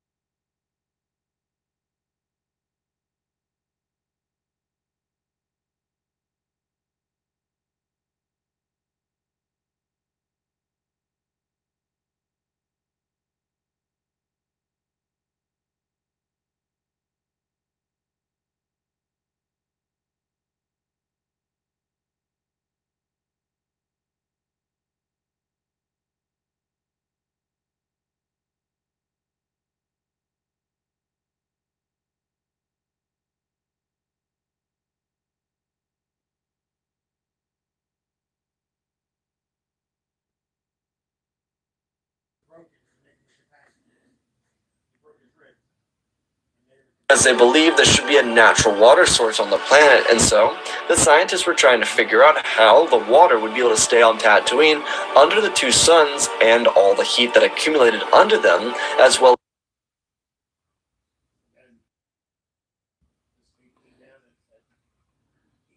as how cold it tended to get at nighttime. The scientists spent several months doing this, while at the same time, all three of the largest districts, Mos Espa, Mos Eisley, and Anchorhead, were receiving new buildings. This was incredible for the people of Tatooine. Their cities began to stick out of the desert incredibly. Of course, the people of Earth knew how to build terrific cities on Tatooine. They had built them all across the Arabian Peninsula. Once the three largest cities were built up with skyscrapers that from the ground looked as if they could touch the two suns, a new economic system was put in place. The Copernican system expected flack from the people of Tatooine, which is why stormtroopers were present. But the only flack they got back was from the Jawas, who were arrested in massive droves because of their tendency to pirate materials away from others and sell them at a higher price. They were greedy little buggers, and so the Empire dealt with them. The Tuscans, on the other hand, were left alone. Moisture farming as a whole began to disappear off the planet. The economy of Tatooine began to evolve to fit in on a galactic level. Of course, one would assume that the people would dislike the change, but the change was actually good. Tatooine was finally getting the attention it needed for over a millennia. The planet was left out to dry during the era of the Republic, and now they finally had someone paying for what they needed and couldn't collectively afford themselves. Especially without the scourge of the Hutts, the people of Tatooine were able to thrive and expand. The vast cities became icons on the Outer Rim. Something about the Copernican system was highly evident. Their thousands of years of grinding to catch up to the rest of the galaxy made them the perfect outlet for creating solid growth on a planet that struggled to find itself as a place of refuge in the galaxy. Within a year and a half, the cities would tower above the sands, and within the span of 3 years, Tatooine would have the first ocean in 1,000 years. Originally, Tatooine was a water world, much like Kamino, but after thousands of years, it became a desolate sand dune. The ocean would sit nicely between the cities, and it would be an outlet of a tropical haven for wary travelers from across the galaxy. The core worlds who took over the other planets in the Outer Rim began to struggle. They didn't really have the resources to successfully build up on those planets, so the planets struggled under Imperial occupation. Other planets from the Outer Rim began to heavily migrate to Tatooine because at this point it was still affordable to the average individual and the average family in the Outer Rim. The people of Earth ensured that others in the Outer Rim would have the distinct possibility to travel to Tatooine with a discounted price. This was also an ingenious idea because it drew people away from other planets in the Outer Rim, and it also meant that Tatooine would become the focal point of resurgence in the Outer Rim. Originally, the plan was to turn Tatooine into a gambling hub, inspired by the success of Canto Bight, but what ended up happening instead was the growth in the economic sector, and also the very popular pod racing, which became more of a professional league with the Empire supporting it, mostly the Copernican system. Credits were credits, and what would the Empire say? Not like they would just say no to more credits. They made pod racing a galaxy-wide league with a pro league and an amateur league. The Copernican system took a hold of this and ran with it, making everything of this league a little more professional and a lot more serious. Especially without the involvement of the Hutts or pirates, average people had the opportunity to succeed. Though with the success of pod racing, Mos Espa became a gambling capital in the Outer Rim. Massive casinos were placed all across the city, and people relished in the growth. Of course, as gambling does, there were downsides, but the truth is, the house always wins, and the house in this situation was not just the Copernican system, but the Empire. Regardless, the Empire itself was looking stronger than ever. While there were cases of rebellion all across the galaxy in certain circumstances, the sight was very rare, and every time it appeared, it was immediately squandered. The Empire was very militaristically strong, and that was ever so apparent, though there were issues arising in the core, especially on the planet of Coruscant, though none of these issues were brought to light. One of the issues was the Emperor using the Force to transfer his essence into another body. The public wouldn't notice anything different. Palpatine had a tendency to show himself off through hologram, and the hologram resembled the face of a man who hadn't been damaged badly. While he told the entire galaxy he was badly scarred by the Jedi, he was rarely ever seen in person. He appeared before the Senate, while the Senate was still existent, though he always wore a robe that covered his head, so the essence transfer wouldn't really change anything from the public perspective of him, though for those closest to him this would create an issue, especially with the second in command, his agent of chaos, Lord Vader. While the Jedi had been wiped out almost entirely, Vader had an issue with his master using the Force to get himself a new body without ever showing him how to escape the living hell he existed in. Vader would challenge his master in a duel, and during the duel of which Palpatine was winning, he would deploy his frightening new student, Mara Jade, onto Vader, and Sidious and his student would kill Vader. It was a tragic conclusion to the travesty of a life that Skywalker, or Vader, had to live. But it didn't matter to Sidious. He now had his student in Mara Jade. She was a fiery young individual, and she was trained by Sidious essentially from birth. She would bring in a new era of the Empire, at least in her master's eyes. Mara had every reason to be loyal. She hadn't had any inclination to fear her master or what he would do to her. That lasted very well until shortly after the death of Vader, and when she was tasked with killing the remaining members of the Inquisitorius. It wasn't the fact that she had to kill people who used the Force. For Mara, it was more the fact that she had to kill people who spent nearly 2 decades serving the Emperor and the Empire, especially the Grand Inquisitor, who was never killed by the rebels on Lothal. Though Mara was secretly okay with it. See, Mara Jade never got outside of her training grounds. She never saw much of the Empire or the leadership role her master played. While she was a Sith, and that was the simple truth, she had an issue with her master. This didn't happen overnight, but it did take several years. Just about 20 years after the Battle of Scarif, otherwise known as ABS, she decided she had enough. The previous 20 years were terrific for the greater empire. Any sign of rebellion was crushed, and Mara was known throughout the ranks of the empire. She had her favorites in the ranks of the empire, and she built a following of loyal imperial officers. It originally was simply innocent following, but as the years began to pass by, and the need to ascend the imperial ranks headed to the forefront of their minds, she slowly began to resent her master, as did the officers that followed her. Palpatine had 40 years as an emperor of the galaxy, 50 years as leader of the Republic and of the Empire. Mara Jade believed that his reign deserved to come to an end, especially because she believed that the throne belonged to her. She saw error with some of Palpatine's habits. For example, Mara didn't agree with the enslavement of the Wookiees and the other outcast civilizations across the galaxy. While this may have been common knowledge to high-ranking Imperial officials like Mara Jade, this wasn't common knowledge for most of the systems across the Empire. Only high-ranking Imperial officers knew of this. Most common folk never heard of it. Speaking of high-ranking Imperial officers, Grand Moff Tarkin had passed away of a natural death, and the galaxy was remembering him for the hero he was not just during the Clone Wars, but for his dedication to the Empire.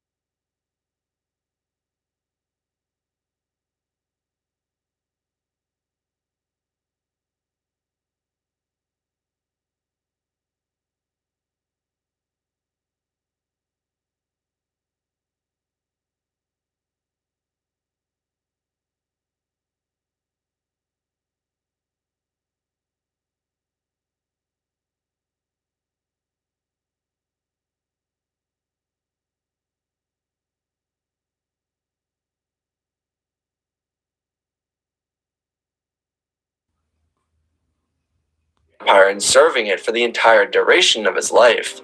Tarkin was one of the last remaining individuals who had served both the Empire and the Republic to die in servitude to the Empire. During this day of remembrance across the galaxy, rebellion would arise, though it wouldn't be in the same form as it was with the rebel incursion of Zero ABS. It would come strictly from within the ranks of the Empire. Mara Jade spent the latter part of 20 ABS to gather up a garrison of Imperials who believed they could take over the Empire and run it better than the established government. Most of these officers had resentment for individuals like Grand Admiral Thrawn and Moff Gideon who had favorability with the Emperor. It was an ego battle, and because they were losing, they could only result to violence. It was in their nature. Inferior individuals always turn to violence when the odds are against them, especially in the mental realm. This was the same here.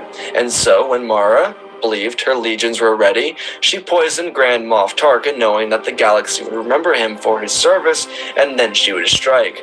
Mara Jade's forces would steal the only Mega-class Star Dreadnought in the Imperial fleet. It was built at the Saturn Drive Yards, but it was currently stationed over Molyneux for testing purposes. The entire support fleet was a collection of Jade loyalists. Most of the galaxy wouldn't know about this incursion, though it would be heavily evident in the core that rebellion had returned. Though this wasn't any regular rebellion, this was a ready force that could overthrow the central government of the Empire, and at the moment it seemed like it was making headway through an axis. One may ask why they didn't start with Coruscant. The answer is simple. Coruscant was too highly defended. The Jade Loyalists would likely be able to draw the main fleet out of Coruscant, and then they can march on it and take the capital out from Palpatine.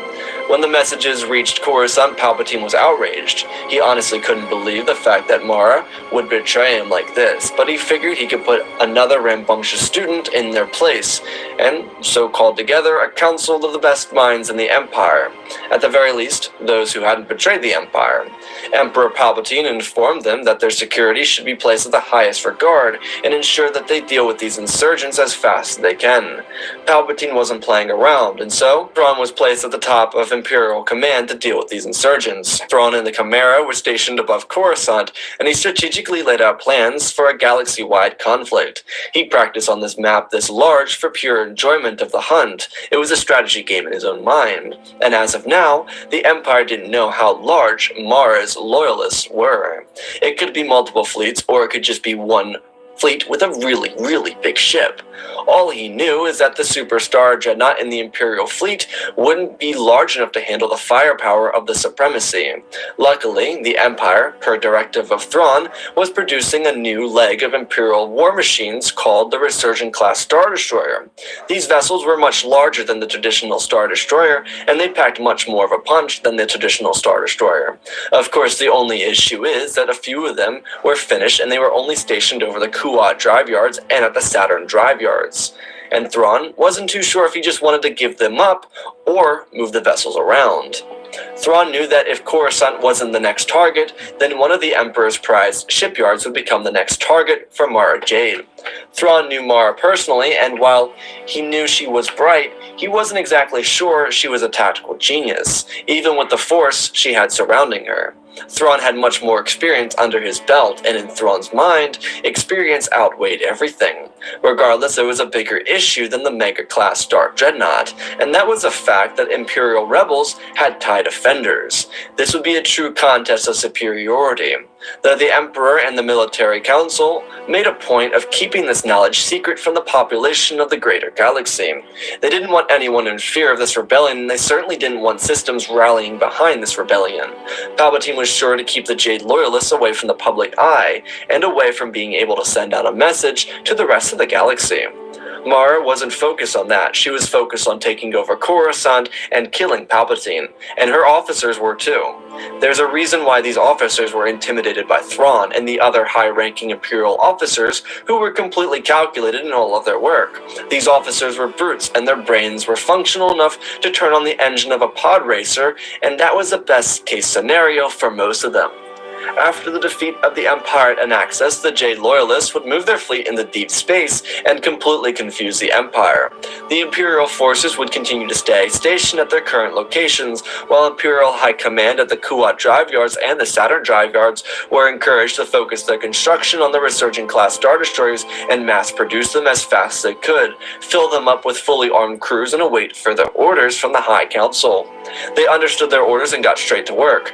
There wouldn't be any hint of activity from the Jade Loyalists for 3 weeks. While the people of Anaxis picked up the pieces quietly, Who is here?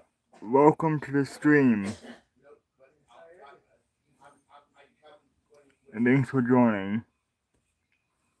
This is a reaction to PPSW's one of his movies.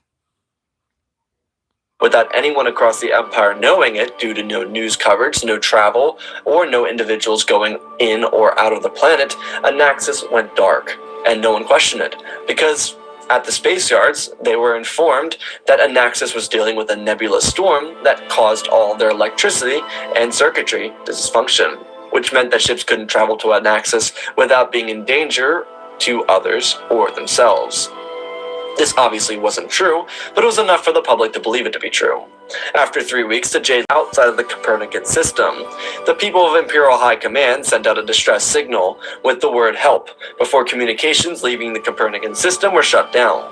The entire planet went into high alert, and the shield gate over Earth was opened up, locking down the entire planet, not allowing travel in or out. Imperial High Command directed the AI from the moon base to ready themselves, while at the same time bringing the 6 resurgent-class Star Destroyers to the back lines to defend the shield gate, while the several Golan platforms defended Earth from the Supremacy. Once the Supremacy and her support fleet got into combat with the security of the Imperial Earth, they met stiff resistance. The Copernican system was prepared for any incursion, and while the people of Earth may have been unaware, they were well aware now. Thrawn deployed the 3rd Fleet from Kuat towards the Copernican system, as well as dispatching his own fleet with the Chimera and 2 superstar dreadnoughts to the Copernican system as well. This left the ancient Pride of the Core to defend Coruscant, as Thrawn moved back the fleet from Corellia and the fleet from Cato Nemodia to return to Coruscant and defend the planet in his absence. This was a ticking time bomb for the Jade Loyalists. They needed to crack through the Copernican system defenses before Thrawn arrived. Mara chose the Copernican system because, as she knew, the planet was well defended, but she believed it would be a crippling blow to the Empire, especially because it would take longer for the core support fleet to arrive out than it would for a fleet to arrive if they had attacked Kuat instead. This battle wasn't an overwhelming success initially.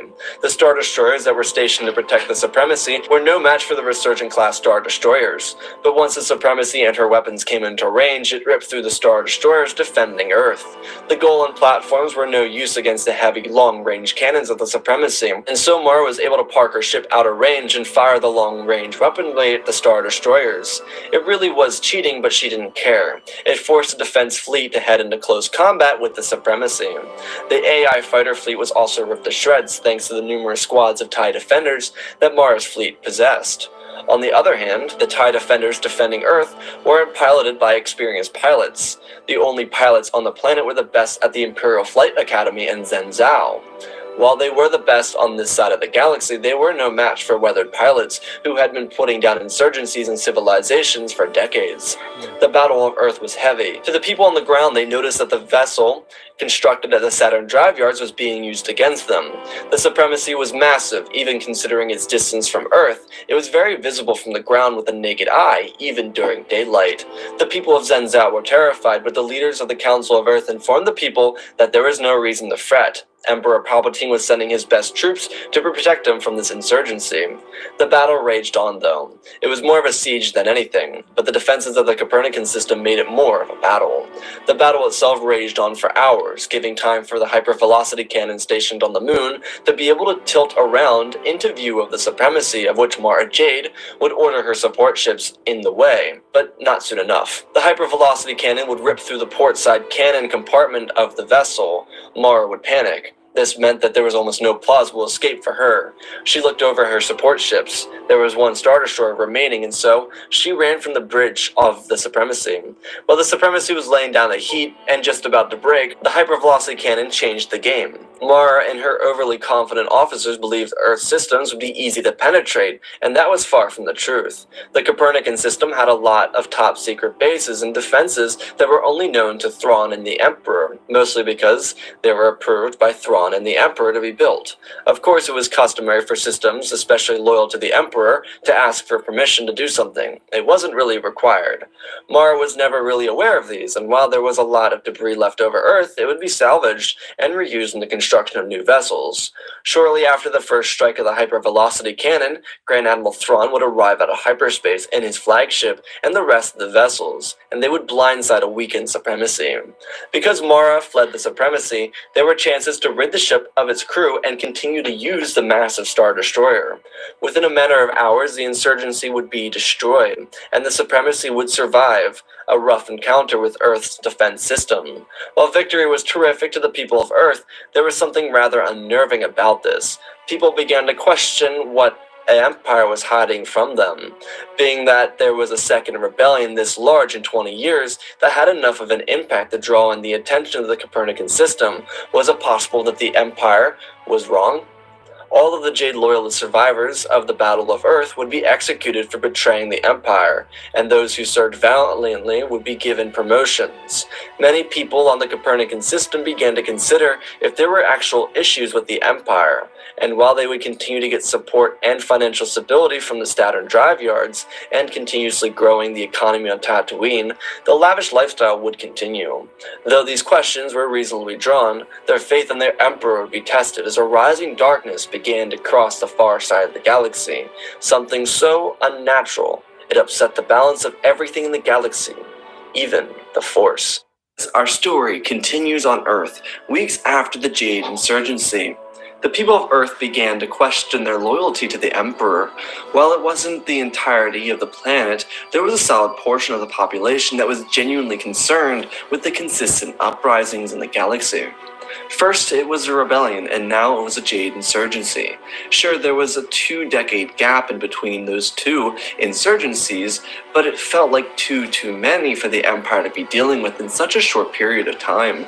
The age of the High Republic didn't see this many insurgencies, other than those in the reaches of the Outer Rim on territorial colonized worlds, which that wasn't the case here. The rebellion threatened worlds across the Mid-Rim, and while the battle over the Death Star wasn't a publicly known incident, nor was the construction of the Death Star, the people of Earth found the Jade Insurgency something much more concerning. The reason the Jade Insurgency was so concerning was because of how close to home it could have hit. There was still visible debris over Earth in the waning weeks after the battle, and to the people of Earth, this was mildly concerning. They saw this as a sign of the peace they'd almost lost, as it was recently confirmed that Anaxis was a victim of the Jade Insurgency, rather than it being some sort of nebula that shut down the systems of the entire planet. The people of the galaxy were starting to question Palpatine. Sure, he was on his victory tour to build up morale, but Imperial morale was an all-time low. For the people of the Empire, they were concerned if it was their military forces and if they would feel any desire to rebel again, especially being that the insurgency utilized Imperial technology a lot more than the rebellion itself did.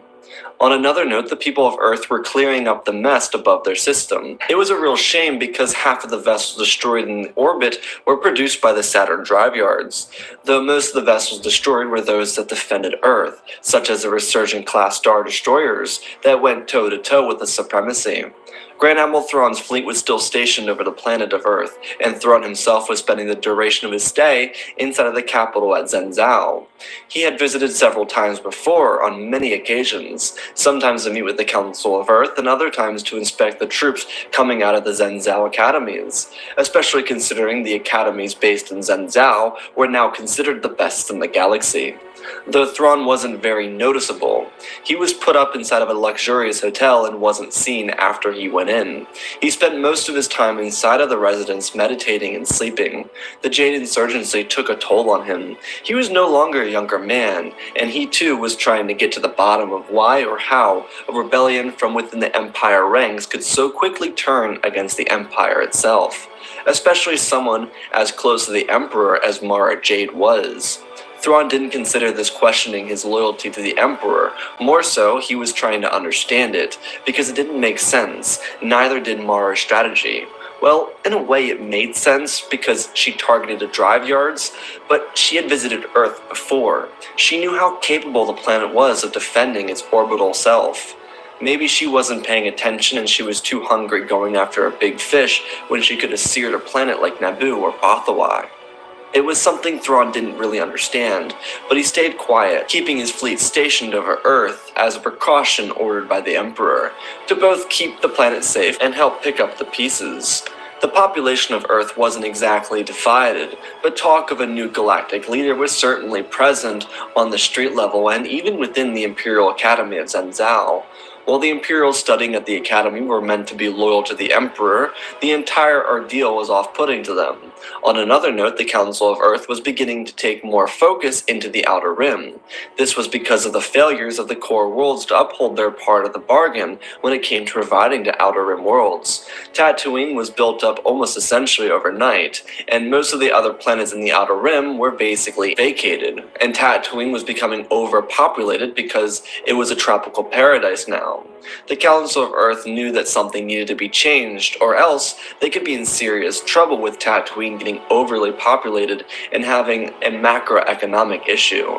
So the Council of Earth reached out to the Emperor's office on Coruscant requesting to take full control over the rest of the Outer Rim worlds. They suggested it because it would be something to save Tatooine from going under, especially since the Empire wasn't doing anything to help with that. So within a number of weeks, they were approved to take control over the majority of the Outer Rim's funding and reconstruction. The Council of Earth was originally happy about this, but it very quickly became an economic issue. Not for Earth, because all of the banks in charge of running Earth were fairly well established and put together, but the issue was that Earth got a hold of so many credits that it couldn't delegate them fairly. Because all the central funding from core worlds such as Alderaan and Corellia that had a stake in the Outer Rim was directed to send their funds directly towards Earth so that Earth could complete the job that they couldn't. The Council of Earth wanted to ensure that they didn't get greedy with it. The truth is, even if the politicians had an interest in stealing the money, there was so much money that they wouldn't even know what to do with it.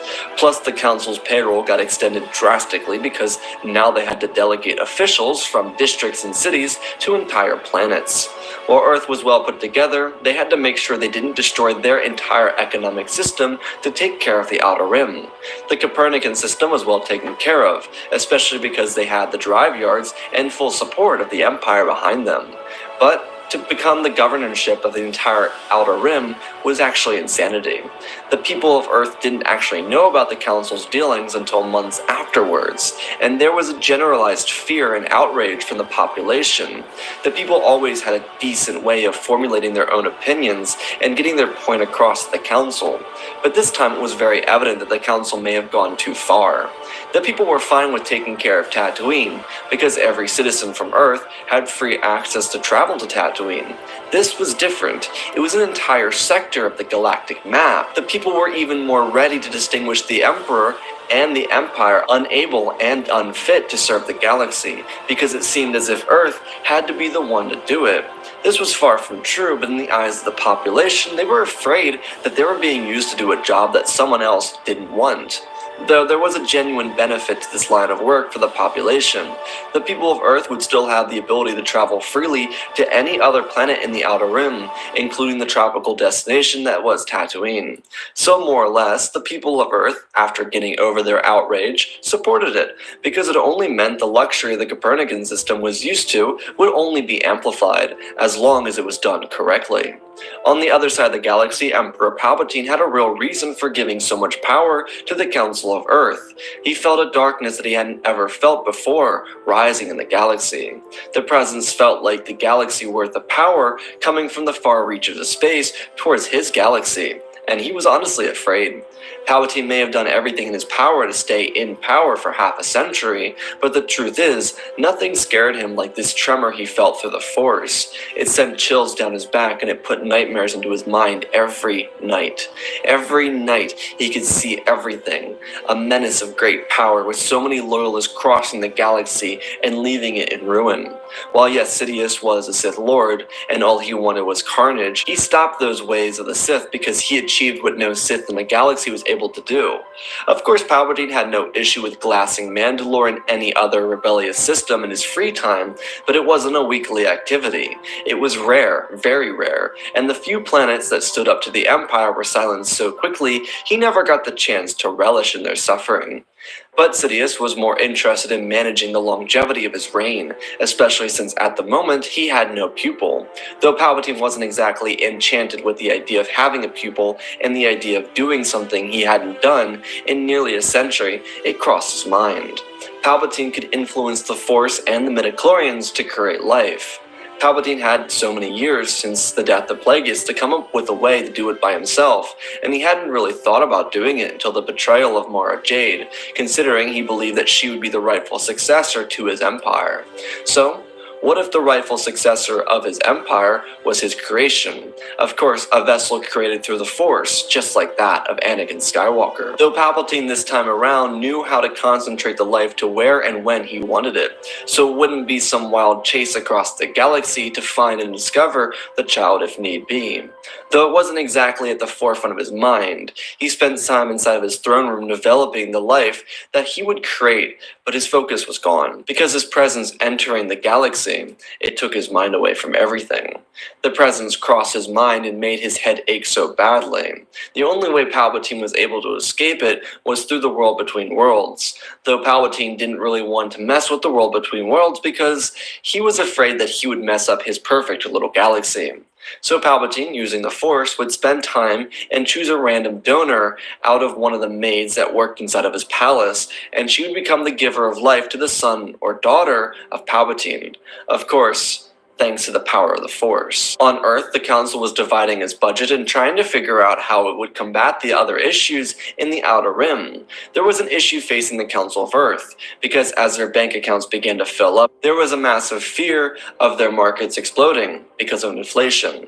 The value of the galactic credit on Earth would become so invaluable because of how many credits were circulating around, and so similarly to how it was done before, the Council sent out recruits to the Outer Rim inside of newly constructed vessels to oversee each of the projects, all of these recruits coming from the Imperial Academy at Zenzal. On another note, all the people who lost their money gambling on Tatooine would be hired for cheap work and sent across the Outer Rim to work on infrastructure projects. On another note, the Outer Rim budget would be directed a little towards the reconstruction of the Supremacy, which had finally docked at the Saturn drive yards after months of it slowly propelling its way from Earth to Saturn. Only 2 of the engines on the entire engine block were functional, and the ship was too critically damaged to jump to light speed, so it had to inch its way forward towards the drive yards at Saturn. While spending all these credits was positive, there was still an issue, and the issue was how little the budget was decreasing. They had so many credits that they needed to spend them as fast as they could, and Earth was much too luxurious to take in the amount of credits sitting inside the Copernican Reserve. The Council also knew they couldn't just throw the money at the broadside of a star cruiser because the money would just be wasted. Because if they spent all their money on infrastructure in Nal Hutta, then they would lose valuable money needed to construct spaceports and air conditioning systems for Ryloth. The trouble for the Council was helping each of these star systems with a feasible way to build their economy without the Copernican system. Had this been done by a galaxy-wide Senate, it would have been much easier and much more useful. The Council began to really have an issue with Palpatine because they were doing what he and his advisors should have been doing. It troubled them a lot, especially with the stress of inflation on their minds, because if the galactic credit became too invaluable on Earth, their millennia-old system would crumble instantly. Earth never had an issue with inflation because of how its system was built off the galactic-wide funding coming in from the Republic. Though a singular planet funding an entire sector of the galactic map was unheard of, Earth was in a make-or-break phase, and right now it wasn't looking positive. The Council began constructing new programs simply to waste credits. For example, out of nowhere came the Ryloth Ocean Association, something that doesn't work too well for a planet with no oceans. Or, for another example, the Genosian Mining Covenant. Why was it called a covenant? Because they ran out of names and they needed something to throw money at. And why was it a mining operation on Genosis? Well, hopefully because it would become sustainable for future Genosian economy. Though through all of the work that Earth was doing, they began to uncover certain issues that they didn't support the Empire doing. Like when a protocol droid revealed. Is that Pete Davidson? I just want like a regular type life. You run around like a kid and you're not a kid anymore. Yeah! Your life is fascinating. That the Empire had genocided the entire population of Genosis at one point or another. The deep, dirty secrets of the Empire were becoming unveiled to the Council of Earth, and they weren't exactly fond of that happening.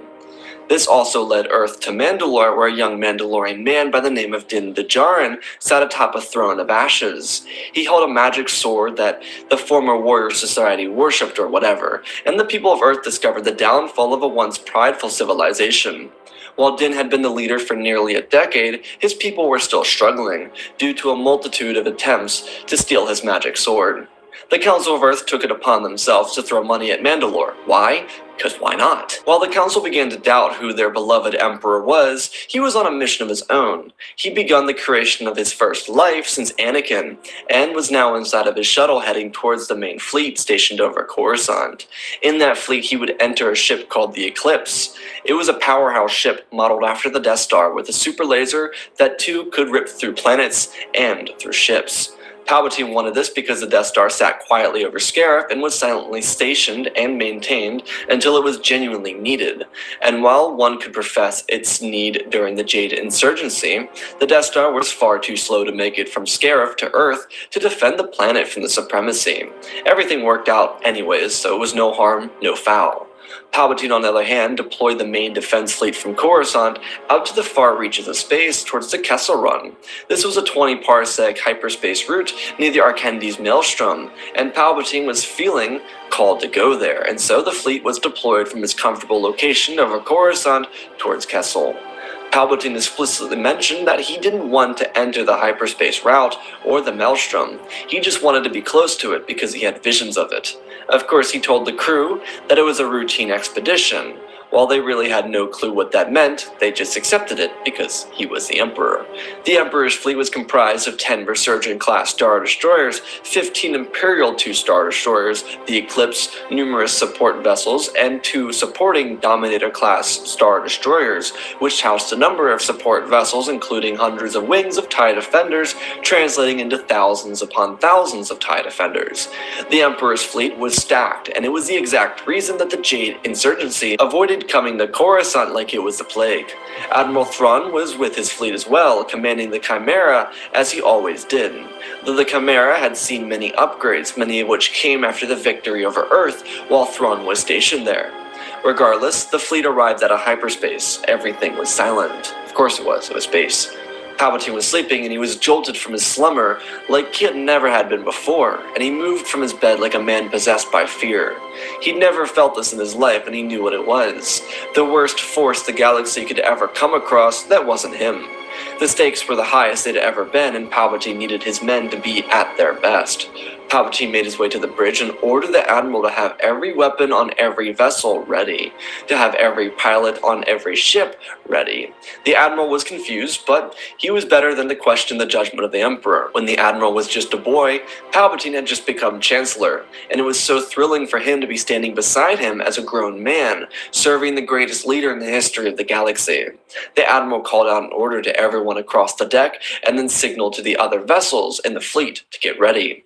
Grand Admiral Thrawn, who technically outranked the Admiral on the Eclipse, took the order in and relayed the order elsewhere. The Admiral on the Eclipse was ranked higher than Thrawn only because the Emperor was on his vessel giving out the orders, though Thrawn had complete strategic control over the entire operation. Regardless, waves upon waves of TIE defenders started up their engines and powered on their heavy weapons. Everything stayed silent. Palpatine stood at the edge of the bridge with his eyes closed, hearing the sounds of something so large. Moments later, Palpatine's eyes shot open to the sight of not a fleet, but the legendary beast known to many as the Mother, but to others who know of her legend, Abeloth, the Chaos Bringer. Palpatine screamed out in terror, demanding everything fire on her immediately.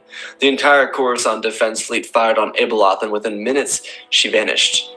The Admiral ordered the fleet to stop firing, feeling a sense of relief that the terrible beast had vanished. Half a second later, that relief passed through his body as he watched one of the Imperial two-star destroyers explode from the inside out.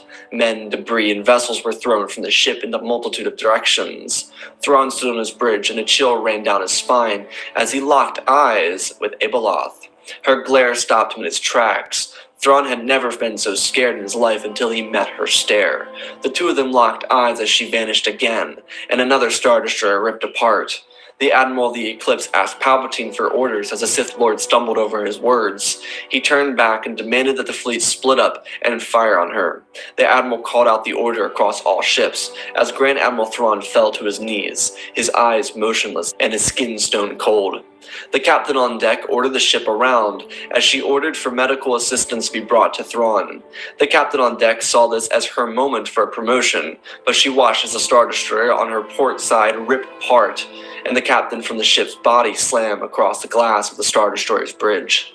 The fleet dispersed as vessels tried to get a clear shot on Abeloth, but she was too quick to disappear as well. Another Star Destroyer and then a Resurgence class ripped apart from the inside out. Terror could be felt at the heart and souls of the people inside of every single vessel, and instead of feeding off of it, Palpatine was limited by it, because he too was in fear for his life. The Admiral of the Eclipse suggested to the Emperor that they divide their forces and retreat immediately, until Imperial intelligence could come up with a solution. Palpatine nodded his head, and the fleet dispersed into any direction to escape Abeloth as they could.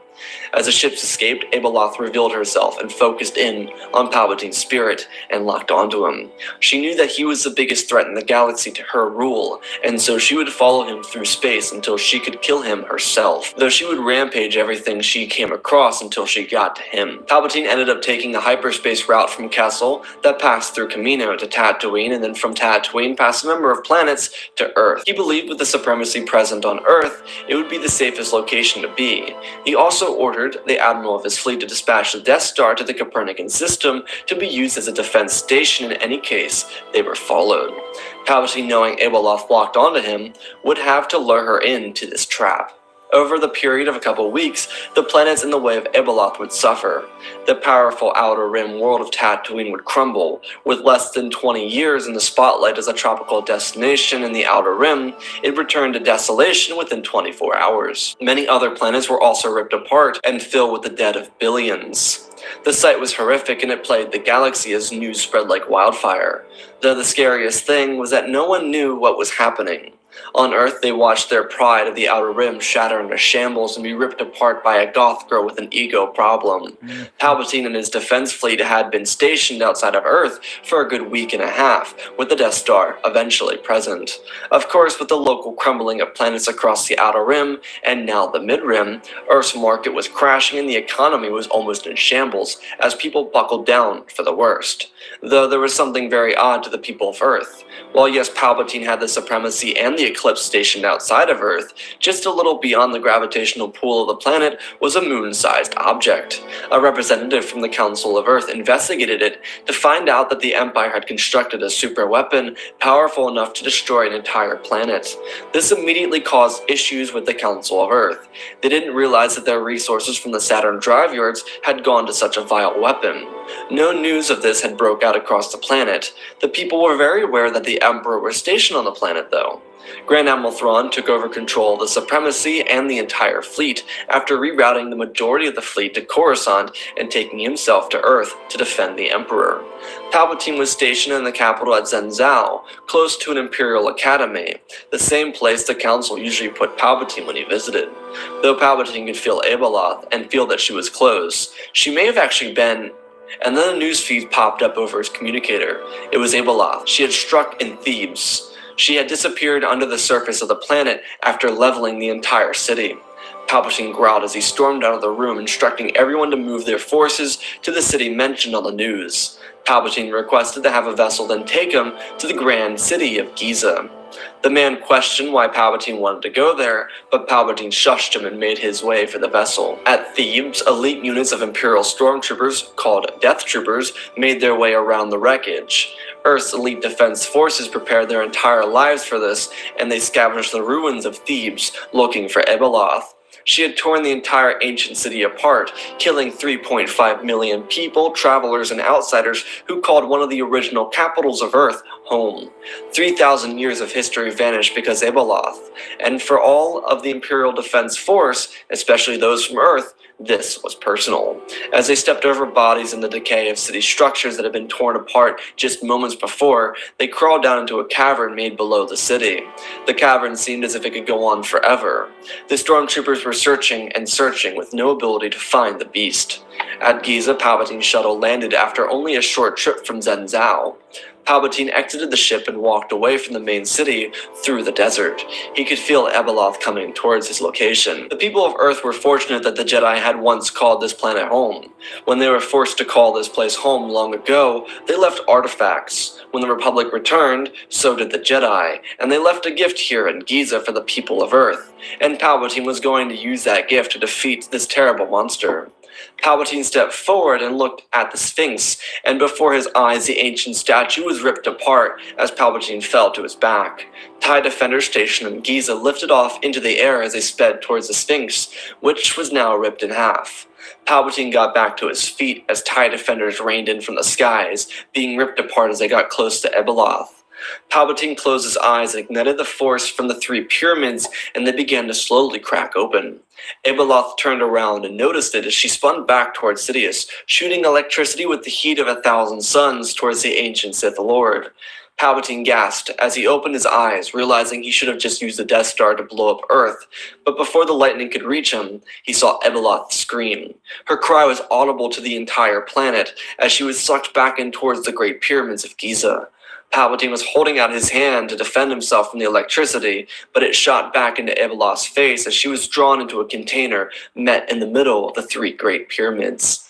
Sidious looked over and looked down to see a small container with the logo of the Jedi on it. Under the logo was a saying in the ancient dialect of the Jedi, "The Force I am with me is the Force." Palpatine grabbed the chamber with the Force and pulled it into his hands. It was a small, ancient Egyptian vase, and it was elegantly sculpted with the beauty of an ancient Earth civilization and that of the Jedi. Palpatine took the container so that Abeloth could never escape. While the carnage had been stopped and peace had returned to the galaxy, there was a larger issue for Palpatine.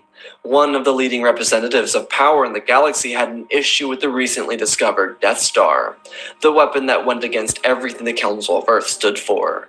Though there was a bright side to both ends of the spectrum. For the people of Earth, they would have to decide if they wanted to participate in the grander empire, but on another note, they finally had a place to put all their money. It wasn't really actually that positive, but it would keep their economy from becoming inflated. When Palpatine returned to Zhenzhou, there were celebrations in the street.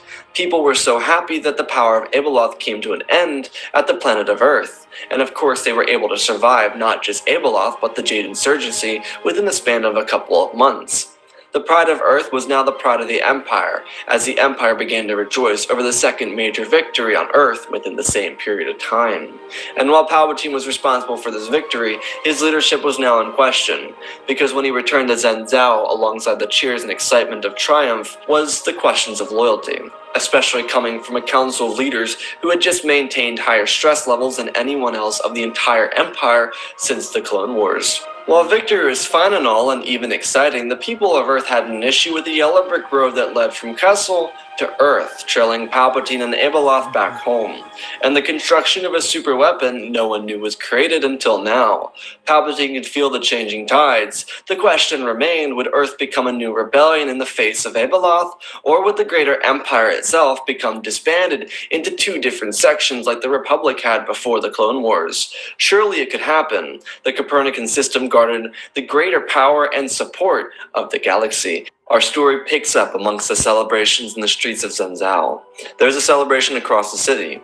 They survived Abeloth, and while there was victory, there was the onset of something else. The Council of Earth sat quietly inside their council chambers, looking over the first reports from every planet from Kessel to Earth.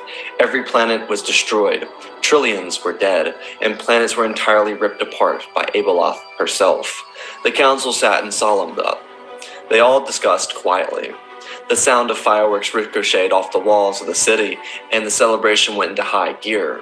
The council admitted that they believed it were time for a galaxy-wide change. There was an issue, and the issue sat at the middle of the galaxy. It came from the Emperor, and while his run was good, the government of the galaxy needed to be more central, especially since the Copernican system was currently taking care of the entire Outer Rim, which currently needed the assistance of the entire Empire. The Council of Earth looked at their data, and they knew that a simple transfer of power wouldn't be in. The reason being is that the people of the core were strictly loyal to Palpatine, so the people of Earth would have to suggest that Palpatine step down from his throne. Palpatine was inside of his penthouse apartment he was gifted when he came to Earth. It was a private residence that looked over the Imperial District of Zenzao, while also having a luxurious look at the rest of the city and the landscape that surrounded it. Palpatine was feeling into the Force. He kept the vase with him, as a means to get rid of Abeloth that was held inside of it. Palpatine felt into the Force and realized that he had previously felt wasn't Abeloth. It was something else, and Abeloth was currently just masking the presence of what was to come. Because what was creeping across the galaxy was something that could be much worse, of an issue for the Empire than that of Abeloth. While the galaxy needed Palpatine to save them from Abeloth, Palpatine couldn't stand in the way of the true power that crept across the galaxy. Palpatine also knew that members of the Council of Earth would likely suggest to him to step down from his power threshold on the galaxy. He knew that to do this would allow him the ability to take the vase containing Abeloth and rid her of existence, while allowing the remainder of the Empire to deal with this threat. In other words, it would make the galaxy look weak without him, and so they would have no other choice but to request him to return to be their true leader when they faced this new power coming across the galaxy. Palpatine knew that the Council of Earth was in talks, and so he showed up to meet with them and informed them that the reign of the Empire was going to be handed back over to the galaxy. Believing that at this point in time, he needed to step away from the politics of the galaxy.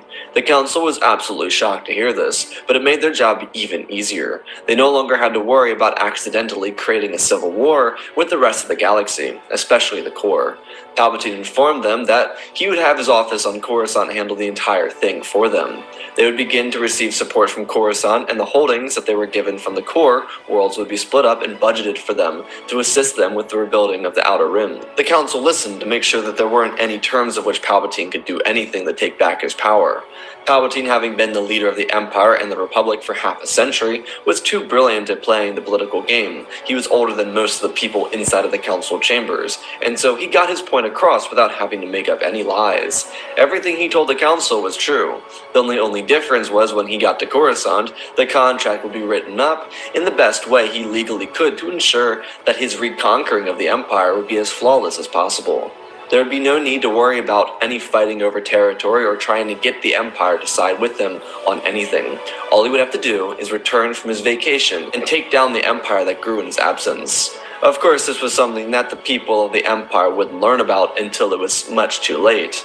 Same as it was with the Old Republic. On a side note, Palpatine had a much more important thing to worry about, like the maid who was about to bear his ungodly creation, the Force. The epitome of what would become the true evil successor to his reign.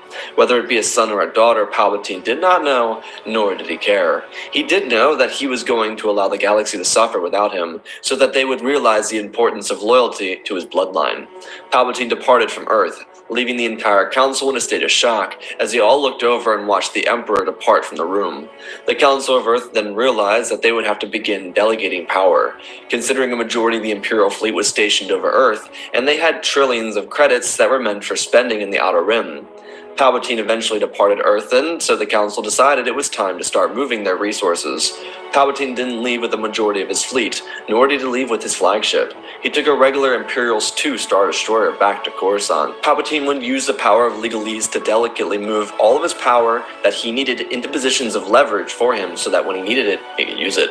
Palpatine never wanted to be obvious about his plans, and so his plans were formulated in the wording of an entire legal document that would be left behind for the Empire.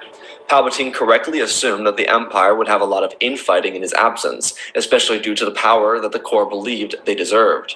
The truth is, Palpatine knew that hyping up the Copernican system would allow them to feel the confidence to rightly take on the core worlds. Palpatine also strategically left a majority of the Imperial fleet behind so that the core would feel threatened by the Copernican system, all of which that large fleet being stationed over Earth.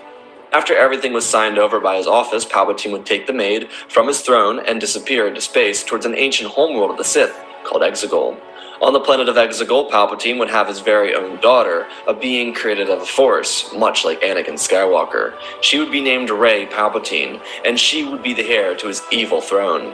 While Palpatine certainly didn't want to raise a child, it would be easier of a task for him to do than what he left behind for the Empire to take on. On another note, Palpatine would begin working to drain the life of Abeloth out of the Viz and terminate her existence for eternity. This was the main project of Palpatine to work on until he felt the time was right to return to his galaxy. On Earth, the Copernican system took its foot and slammed it down into the political atmosphere of the Empire. While they didn't suggest that they were going to be leading the Empire, they did on the other hand suggest a plan of action to deal with the absence of the Emperor. Earth was already weeks ahead of the rest of the Empire because of their knowledge of Palpatine taking a step down from his power. Truthfully, the Copernican system thought it to be best to keep the entire Imperial fleet present over Earth, but they also decided that for the betterment of the galaxy, to dispatch the fleet into the Outer Rim to serve as a relief effort to the people that suffered. While the people of Earth, after celebration, would have to pick up the mess left behind at Thebes after Abeloth's showing, they would get to work on other parts across the galaxy. The Council began to delineate its credits to each respective world across the Outer Rim, as they began to work on projects that would help the Empire restore itself. They had no knowledge of what Palpatine was running from, and the truth is, Palpatine had no knowledge when it would be here. He just assumed it would be here because of how powerful the Essence was, even after the death of Abeloth. But the truth is, he was completely off of his prediction. The Council of Earth began to receive harsh ridicule from the people of the core. The Copernican system didn't take any credits from the Imperial Reserve. Rather, they were just doing what was best for the people of the Outer Rim with the credits they received from the core earlier that year. The Council knew that the representative planets in the inner core would take it personally that Earth wasn't spending money on what they wanted them to spend it on. Though the truth is, the money did belong to Earth. All the money that Earth used was for the greater good of the Empire, not for the greater good of Earth.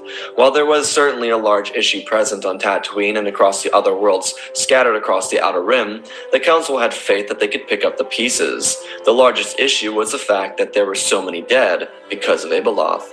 On Tatooine, there was only a few thousand survivors, one tribe of Tuskens that hadn't been wiped off the galactic map, and half a tribe of Jawas. The planet was in absolute turmoil. Almost all the work that had been done in the past 20 years vanished, though there was benefits to it. The ocean still remained, and while most of the structures were destroyed, there was still a chance to rekindle what had been lost. The same could be said for all the damaged planets, all across the pathway to Earth.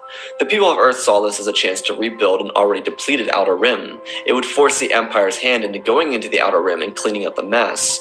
While it would have been nice to stop Abeloth before she ripped half the galaxy apart, the Council was happy that they could still positively affect the galaxy. Though the galactic map was turning into a political drama, Corellia had led a coalition of core worlds that wanted to return power to the center of the galaxy.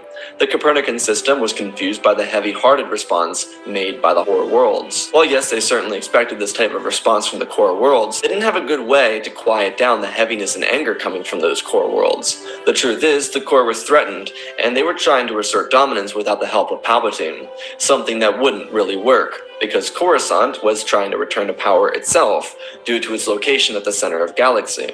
Again, Earth was simply attempting to help the bereft worlds across the Outer Rim, and while the Court tried to bargain for their credits back, they came to find out that the Council of Earth found a means to spend almost all the credits they had received for the Outer Rim Fund. All those said credits were spent inside of the Outer Rim, exclusively, aside from the credits used to rebuild the Supremacy. The Council of Earth dispatched the majority of the Imperial forces out into the Outer Rim, informing Thrawn that in the power vacuum, without the Emperor, the Outer Rim would likely be the place where most rebellions, pirates, or scoundrels would surface.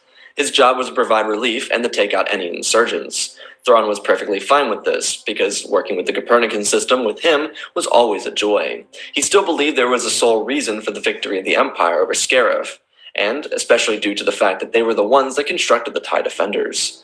Though currently the Saturn drive yards were pumping out medical cruisers and relief cruisers, the Copernican system was doing everything in its power, especially as the rest of Imperial control opened up to them, to help the people of the galaxy. Not only did they realize Palpatine did some shady things behind their backs, he did shady things in front of them and passed it off as normalcy, such as the enslavement of the Wookiees and their usage as slaves. There were many cases of this throughout the entire galaxy, and the Copernican system wouldn't stand for it. As the Council understood, it was the Jedi that helped the Copernican system move past slavery nearly 3,000 years beforehand, and they wouldn't stand for such barbaric traits within the Empire. The truth is, Earth was operating without much consent from the core. Earth took control of an empty mantle and began working exclusively with Palpatine's administration that was still stationed on Coruscant. And because the core worlds were so focused on what Earth was doing, they didn't realize that a majority of the power in the galaxy still sat in Coruscant. Regardless, the Council of Earth decided to move the Death Star back to Scarif, and to take the 1.5 million employees stationed on the Death Star and move them towards relief efforts across the galaxy. There were still about 200,000 employees still present on the Death Star to keep up the basic maintenance of the space station, but the Council believed a majority of the population would be better suited elsewhere in the galaxy, and they were correct about that as well.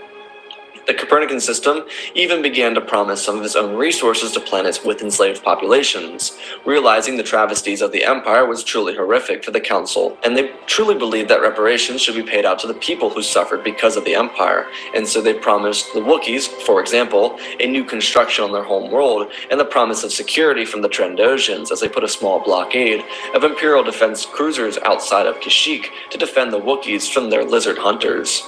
As Earth began creating a foothold in galactic power, planets from around the core, mid-rim, and outer rim would rally beside the Copernican system, not as a system of loyalty, but more so as a system of governance that wouldn't just be housed inside of one planet.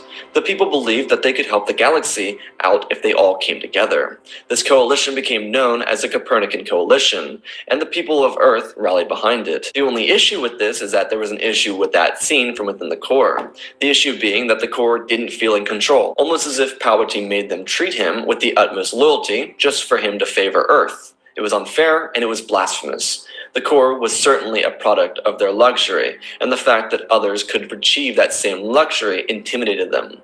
While yes, the core had the Kuat drive yards, it didn't measure up to what the Saturn drive yards could accomplish. And while yes, the core had their own academies, they didn't measure up to what the Academy of Zenzao could accomplish. And while yes, the core had its own military that was outfitted by the Empire, it still didn't match up to the combined power of a leader in Thrawn, the Eclipse, the Supremacy, and the little moon-shaped space station called the Death Star. Though Earth wasn't one to show off its firepower, they had no reason to, because to the Council, they weren't competing with the core, they were working to establish a better galaxy. The people of Earth believed that they would be best served if they worked together in unison with the rest of the galaxy, because working with the rest of the galaxy would help guide a sustainable future. The truth is, the first couple months after Palpatine departed the galaxy began to find unison. It wasn't quick or even immediate, it was simply the beginning of a new resolve towards peace. While yes, the Copernican system was leading the way there, it was a combined effort coming from a multitude of planets across the galaxy.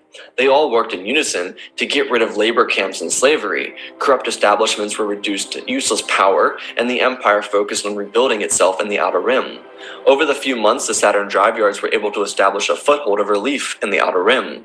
While the damage that was done to the Outer Rim would leave generational damage to the people of the galaxy, it would also be up to the combined minds of the Empire to find a way to overcome that and help make the galaxy a better place.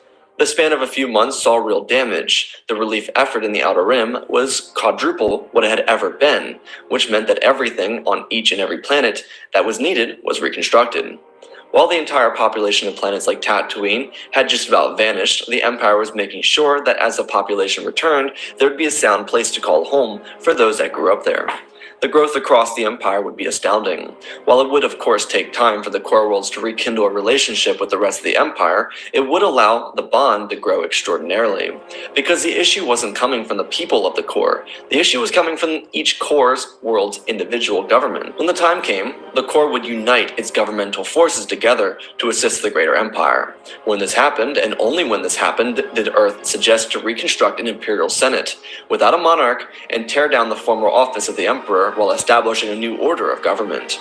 While the government of Earth didn't inform the people of Earth about the Emperor, they made sure that they took precautionary measures to ensure that there could be never a singular monarch in the galaxy. The Copernican system saw the atrocities committed by the Empire and believed that there were absolutely no reason to allow that type of behavior to exist in the galaxy. The Council of Earth would lead this reconstruction of the new Senate building on Coruscant, along with corresponding Senate buildings across every single collaborative planet in the Empire, meaning that every planet with a senator would have a place to bring the government of the Empire. The reason this was suggested was so that every individual within the Empire could feel as if their voice was genuinely heard by the Senate of the Empire. When the Empire came to visit each Senate building across the galaxy, they'd be forced to see what was happening in that sector of the galaxy, on those planets, and in that system, and whether or not the senator of that particular system was playing a political soap opera or genuinely trying to ask for assistance. This was also tighten the bond between worlds in the core and in the Outer Rim, especially. Palpatine, who was still an Exegol, hadn't foreseen such a collaborative work between the Imperial worlds, because he thought he left a big enough divide between the Midrim and the core.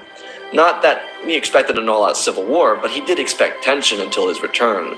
Though on another note, Palpatine believed there was supposed to be an evil force entering the galaxy. But because that force didn't make itself present, there was no conflict and absolute union. Though there was one struggle for the Empire, and that was a decision to demilitarize. The Copernican system didn't stand by the side of demilitarization because they made a lot of their credits off of the drive yards, and there was always the fear of those that could do them harm. The Empire itself had a solid year and a half since Palpatine's departure, but the conflicts of politics erupted in the Senate of the Galactic Empire. And while debate was positive, the larger issues present to the greater Empire were their struggles of the Outer Rim. Though Earth had seemingly begun the project by throwing trillions upon trillions of credits at each respective planet, more needed to be done.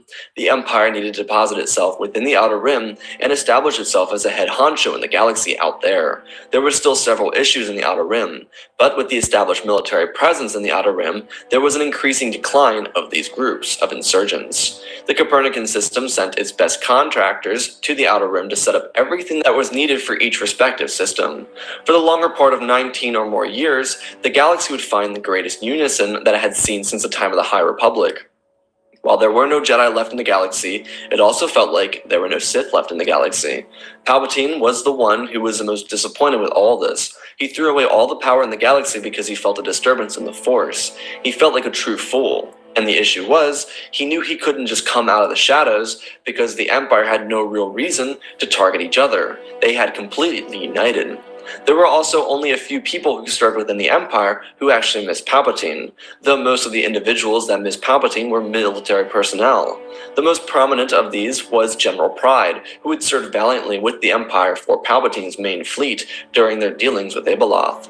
He ascended the ranks and kept a spot on the Imperial hierarchy because he was good enough to be there. Though Pryde found it disingenuous to serve the scum of the Outer Rim, he had an old galaxy perspective of the Outer Rim. He was an old-fashioned Imperial. He wasn't bred out of the Copernican system. He was created within the core on Coruscant. There was a severe difference between the academies in the core and the ones in Zhenzhou during Palpatine's reign. The ones inside the core focused on oppression and servitude to the Empire, while the ones in Zhenzhou focused on the power of a united front. This resulted really well for the Empire because most of the individuals from Zhenzhou actually progressed throughout their career without having to backstab another individual to find success. General Pryde was one of these very few members of the Core Academy to reach such a high rank within the Empire. On another note, the Empire itself was becoming better all around, as they all focused their efforts in building around the Outer Rim.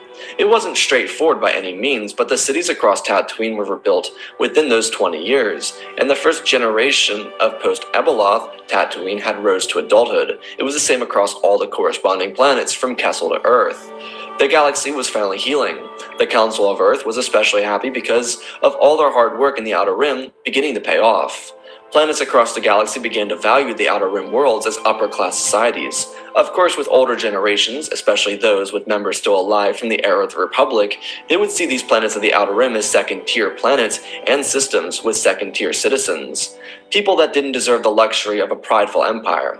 But the truth is, once those people started dying out, the newer generation was excited to explore the Outer Rim. It was an exciting place in the galaxy to go. Certainly a lot of planets became amateur central. Tatooine was a tropical destination that was more affordable for younger individuals, especially those who liked the party. The gambling ring was rebuilt on Tatooine, and the art of pod racing drew in a lot of young individuals to Tatooine for spring break and so on. A few planets in the Outer Rim had the same effect, one of them being Nal Hutta, which became more of an edgy rave location for young adults of the Empire, and of course, who could forget Kamino? That planet, after having been the birthplace of a clone army nearly 70 years beforehand, became party central. A couple kids from Anaxis, who came from powerful, rich families, accidentally went to Kamino, to which they investigated it to find the ruins of Tapoka City left behind. They decided to bug their parents for a small loan of a couple billion credits, and they built a facility on Kamino that sat above the water.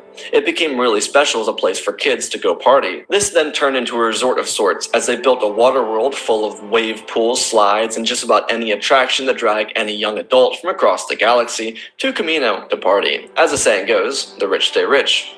Because the kids made back quadruple their investment. They were able to buy off a small loan that they got from their parents, and they made enough money to buy out entire city blocks on Coruscant and become landlords for one of the most expensive planets in the entire galaxy. Their families were built on the wealth of the Imperial War Machine. One of the kids' last names was Gent, to which the resurgent class Star Destroyer was named after their family. The price of being an arms dealer, isn't it? Regardless of the party palaces across the Outer Rim, there was really defined lines for people of the galaxy. The Mid-Rim became known as a place of artistic individuals and families to go. The core was a place where politics, business, families, and learning transpired. And the Outer Rim was essentially a place where young adults went to familiarize themselves with fun and the excitement the galaxy had to offer. Of course, this was certainly generalizing, as each representative planet had each of the previously mentioned attractions, but for people leaving their home world for opportunities elsewhere in the galaxy, that was the main gist of why they went there. After 20 years of peace, the Council of Earth finally began to slowly shut down its massive war machine. Not that they cut off the Saturn drive yards, because they could still produce vessels, but more so they shut down the war machine of the Empire. It was actually Earth that led this regime towards demilitarization. While originally they were against the idea of it, a new administration entered the Council of Earth and helped bring a new unseen level of success to the galaxy, which in turn ended up to resulting back to the lack of a need for a strong military. The big thing was that the military would still exist. The academy at Zhenzhou would still remain, but they wanted to focus more of their annual budget towards more important programs. This went into expansion on Tatooine, as the Copernican system still had a direct tie to the planet. Tatooine was a spring break destination for the people of Earth. Of course, people from Zhenzhou could go to the Mediterranean or vice versa. The truth is, just staying on Earth was lame. People wanted to experience life under the twin suns, and I mean seriously, so many fun places to visit on Tatooine.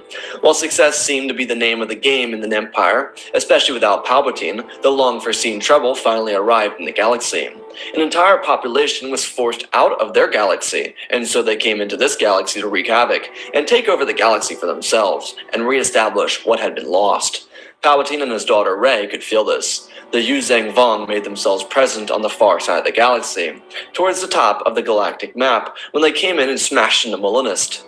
Instead of being a total wipeout like it was with Abeloth, there was a fighting chance, but that fighting chance began to diminish as millions upon millions of Vong entered Molinist, fighting the planetary defense. The Empire was immediately alerted by this, and they sent a fleet to assist the people of Molinist. The Senate of the Empire alerted everyone in that quadrant of the galaxy that there was a new galactic-level threat. The Empire rallied together, the supremacy was lifted away from Obadiah and dispatched towards Molinist. They weren't really sure what was playing out across the galaxy, but they did know that the Empire was under threat. They had done so much right, and now they had to defend their honor from a real opponent. Of course, the Earth had the suppressed pirate regimes that popped up from time to time, but other than that, this was the first real threat they'd seen since Palpatine's departure. Admiral Thrawn, who was still holding control of all the Imperial forces, made a much larger push to the far side of the galaxy, though he was unsure if there would be more enemy forces elsewhere, deciding to station a weaker hand of the fleet outside of the core in the case of the enemy getting around the fleets that he sent out with a counterstrike. The Yuzhang Vong bounced off of Molinist and claimed themselves down around the system of Yavin 4. When the Empire got to the destroyed planet of Molinist, they were outraged. For most of the crew, they were either too young to remember or not even born when Abeloth tore apart the Outer Rim. Now they got to see firsthand what the previous generations had to witness. It was terrible. An entire civilization burned to the ground, and there was nothing left, and no one had survived. The Empire would have to pick up the pieces in the future, but right now they had to focus on what had done this and how to take the fight to them. Probe droids were dispatched across the entire side of the galaxy, and yet nothing came back. Weeks would pass by without any sign of a foe that had ripped through Molinist. The Empire was on high alert, and every soul from Ilum to Tatooine had the thought of carnage on their minds. People had nowhere to flee, because there was nowhere that was safe. While yes, the Empire had an overarching control over the entire galaxy, they didn't have the manpower to effectively defend every star system in the galaxy. And while the Empire was pulling itself together, the planet of Naboo was hit and ripped apart. There was a sizable fleet over Naboo too, but the fleet size didn't matter because of the overwhelming force that the Yuzang Vong had. Naboo was wiped off the face of the galaxy, and so the only thing the Empire could do was dispatch a fleet towards Naboo to try and solve the issue. When they got there, the Yuzang Vong had vanished yet again. The Empire was concerned, though they knew that if they played their cards right, they could stand up to the might of the Yuzang Vong or whoever their foe was. It was just a matter of finding them and destroying them. Admiral Thrawn couldn't yet pick apart a pattern, and he expected to find them another couple weeks away, from a combat zone popping out and attacking again somewhere else. It was just a matter of where or when that would happen. A couple weeks down the line, Kessel would be hit and obliterated. Luckily for the Empire, Kessel was mostly a remote world that didn't utilize much. And even better, the Yuzang Vong trapped themselves on the other side of the Kessel Run and the Arcades Maelstrom. Admiral Thrawn deployed the Supremacy and a ton of other Imperial vessels to the Kessel Run to await his foe. At the same time, he moved General Pride inside of the Eclipse back to Coruscant to await further orders. Pride was perfectly fine with this. While the Empire was distracted, a force returned from the depths of Exegol. He and his daughter made their journey across the galaxy. They had become the new rulers of the galaxy. Of course, that was the plan, and Palpatine had been feeding that information to Rey her entire life. All she knew was that she had power, and because of that power, she was destined to become the Empress of the galaxy. Regardless, the Imperial fleet arrived outside the Kessel Run, and they prepared for a fight with a foe they had never seen before. This foe had ripped apart 3 different planets, and their threat was definitely noticeable. By this point, the Imperial fleet had upgraded itself, outfitted with Imperial Advanced 3 Star Destroyers, along with the Surgeon 2 class Star Destroyers. The Supremacy was an older model vessel, but the Empire didn't really have a need for a Super Dreadnought or a Mega Class Dreadnought model anymore. The Supremacy was the one and only, and surrounding her were several support ships in the form of one of the Dominator-class Star Destroyers. Thrawn's flagship was still the Chimera, and she was outfitted with some of the most powerful weaponry the galaxy had ever seen. The heroes of the Empire sat themselves outside the Kessel Run for the Battle of the Ages. Thrawn positioned the fleet in every strategic placing he could just to ensure that his foe had no place to run. Thrawn's plan was to choke them out, and so when the Yuzang Vong marched out of the Kessel Run, war began. The Dominator-class Star Destroyers released several of the Mach 2 TIE Defenders, and the first fight began. Thrawn's strategy looked perfect on paper until he realized what he was up against. It was the full power of an entire other galaxy, a galaxy now destroyed. This foe was coming here to colonize their own galaxy for themselves, and to eliminate the power threat, which was the Empire.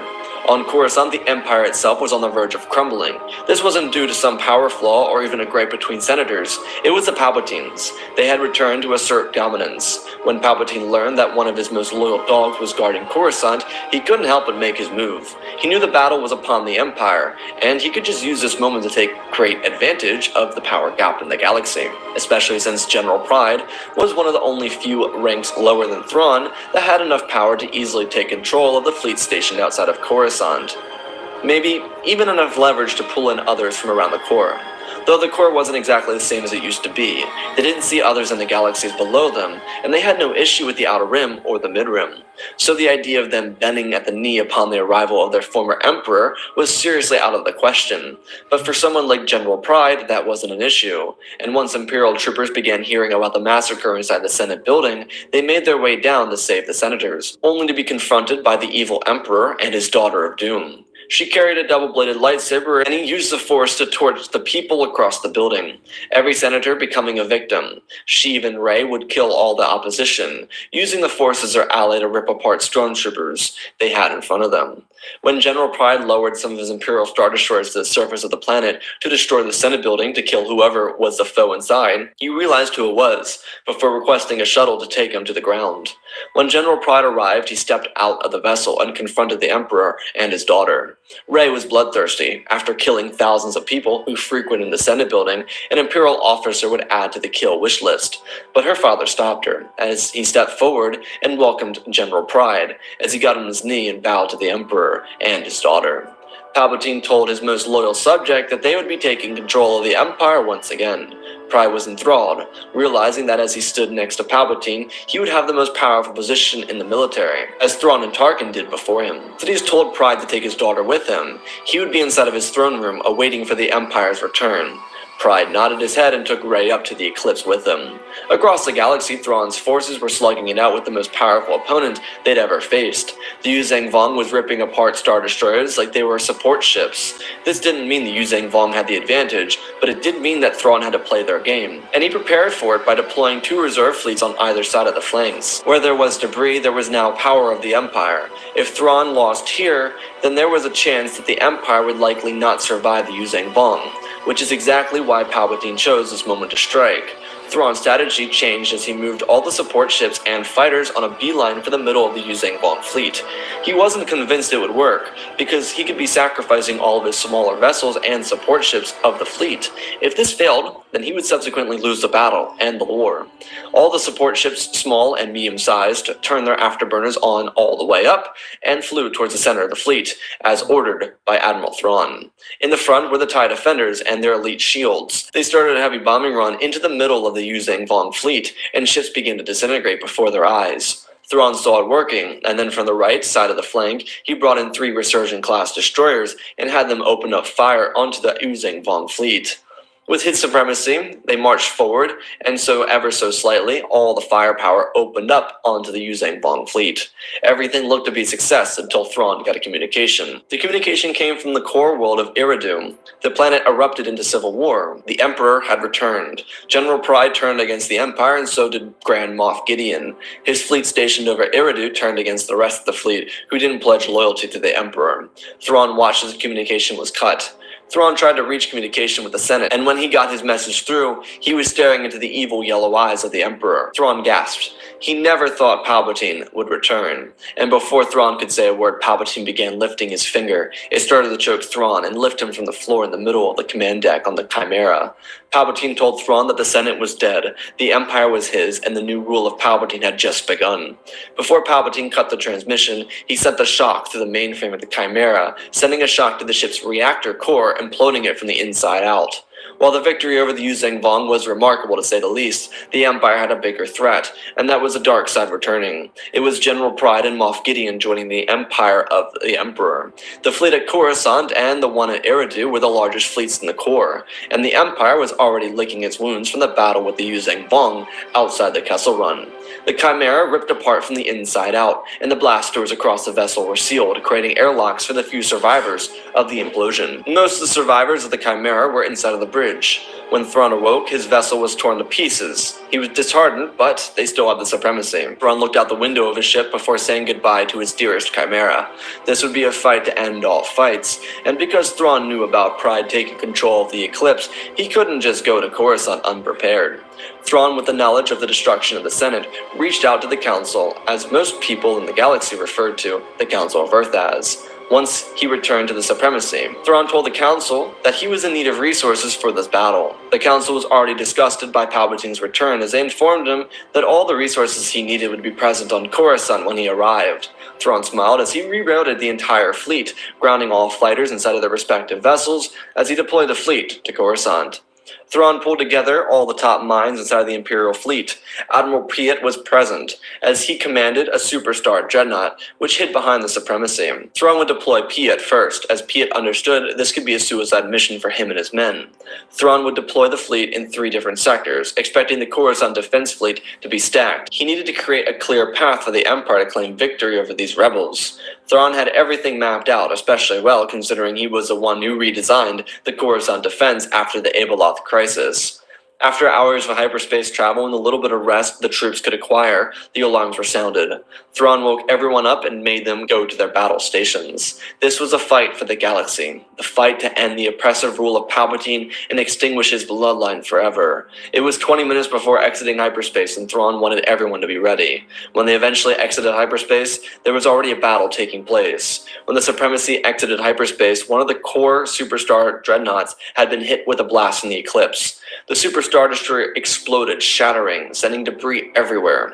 One of the Imperial 3 Star Destroyers was caught in the path of this destruction once it exited hyperspace, and the vessel was too destroyed. Had the ship had the time to maximize its shields, it may have survived the explosion, but it didn't. Thrawn turned and ordered every ship to make their way through the defense lines. The eclipse was the main target. Thrawn knew this would be a tough battle, but when he arrived, he hadn't expected so many to rally to the side of the Emperor. The fleet stationed here was much larger than Thrawn's fleet, and it was larger than the fleet that had just destroyed the Yuzhang Vong at Kessel. Palpatine's nails were still deep into the souls of those that served in the Empire. Though the issue is, Thrawn had to reconstruct the strategy. Because the Council and the rest of the Corps decided to respond by sending every vessel at Coruscant, Thrawn had to get everything in order, but before he could, a Resurgent-class Star Destroyer, placed right in front of the Supremacy, was blown out of the sky. The entire vessel exploded, ripping apart and shattering across the exterior of the Supremacy. Thrawn looked across as he could see the eclipse bearing down on them. One of the deckhands called out to Thrawn and told him that there was a ship emerging from hyperspace. Thrawn requested to know what it was, but the deckhand had no clue. He told Grand Admiral Thrawn that the vessel was larger than anything he'd ever seen before. Thrawn said the words under his breath: the Death Star. He wasn't sure whose side the superweapon was on, but if both the Death Star and the Eclipse turned against the real Empire, then Palpatine would forever remain victorious. Thrawn demanded to get the frequency of the vessel and contact it immediately. The deckhand reported back that the ship was blocking all frequencies. Thrawn began to panic. He contacted Piet and told him to relocate to the left side of the flank, in case the Death Star wasn't on their side. Piet understood and the fleet began moving. Another shot from the Eclipse sounded off as an Imperial 3 Star Destroyer that was moving from right to left was split in half. The Imperial 3 got in the way of Supremacy, another missed shot for the insurgents. The Death Star arrived out of hyperspace and made a very noticeable appearance to the battlefield. Thrawn watched as the superweapon began turning starboard, which really freaked him out because the superweapon lasers started turning towards the Supremacy. Thrawn demanded they contact that vessel now, but before he could, a contact came in. It was a Death Star. The voice of the station requested orders of where to fire. Thrawn demanded that they take down the Eclipse. The voice on the other side noted it and began turning the vessel ever so slightly. General Pride saw this, and he wasn't dumb enough to not see it, and he ordered the crew on deck to forward their engines ever so slightly. The deckhands cried out, saying that there was too much power being used on the ship. Pride whipped out a pistol and shot the deckhand and demanded they do whatever they could to move the vessel forward immediately. Ray stood next to Pride, watching the general do his job, amused by the death of the single deckhand. The crew was able to get the engines on, but as they did, a green laser opened up and fired across the battlefield, cutting past the lines of combat and moving directly towards the Eclipse. General Pride saw it and was blinded by the light as a Death Star blast passed by the bridge, narrowly missing by a couple dozen meters, and flying down towards the planet of Coruscant. Ray could feel it, through the Force. The moment Coruscant was hit with the blast, the entire planet erupted from the inside out. Within moments, Palpatine alongside nearly 5 trillion beings died instantly. Rey was furious as she ignited her weapon and cut down Pride. Moments later, the Eclipse began to rock back and forth. The explosion of Coruscant was completely accidental, being the Death Star was firing at the Eclipse. It was a failure. The explosion of Coruscant caused such a force that debris of chunk of the planet crashed into the defense fleet, rupturing those who served Palpatine. The Eclipse shot one final shot per order of Rey before the entire vessel exploded, and the shot crushed through the center of the Supremacy. On the bridge of the Supremacy, Thrawn was crushed by a pillar, but accepted his fate, ordering everyone to abandon ship before the ship exploded. A captain must go down with his vessel. The Battle of Coruscant would see the downfall of Palpatine and his lineage, and the loyalists who served him, but at what cost? While the Vong may have taken out 3 planets, all 3 planets didn't have the same combined population of Coruscant. The destruction of Coruscant would weigh down on the side of those inside of the Death Star, many of them never able to come to terms with what they had done. Having fired a blast that took the lives of 5 trillion. The Council of Earth would take the burden of this. They were the ones, after all, who deployed the Death Star to Coruscant to aid in the battle. The Council of Earth realized that they became what they swore to destroy by utilizing what defied their moral code. The Death Star went against everything the Council stood for, and they paid for it. The galaxy would collectively remorse the loss of Coruscant, Naboo, Molinist, and Kessel. Trillions of people gone, entire families and bloodlines wiped out.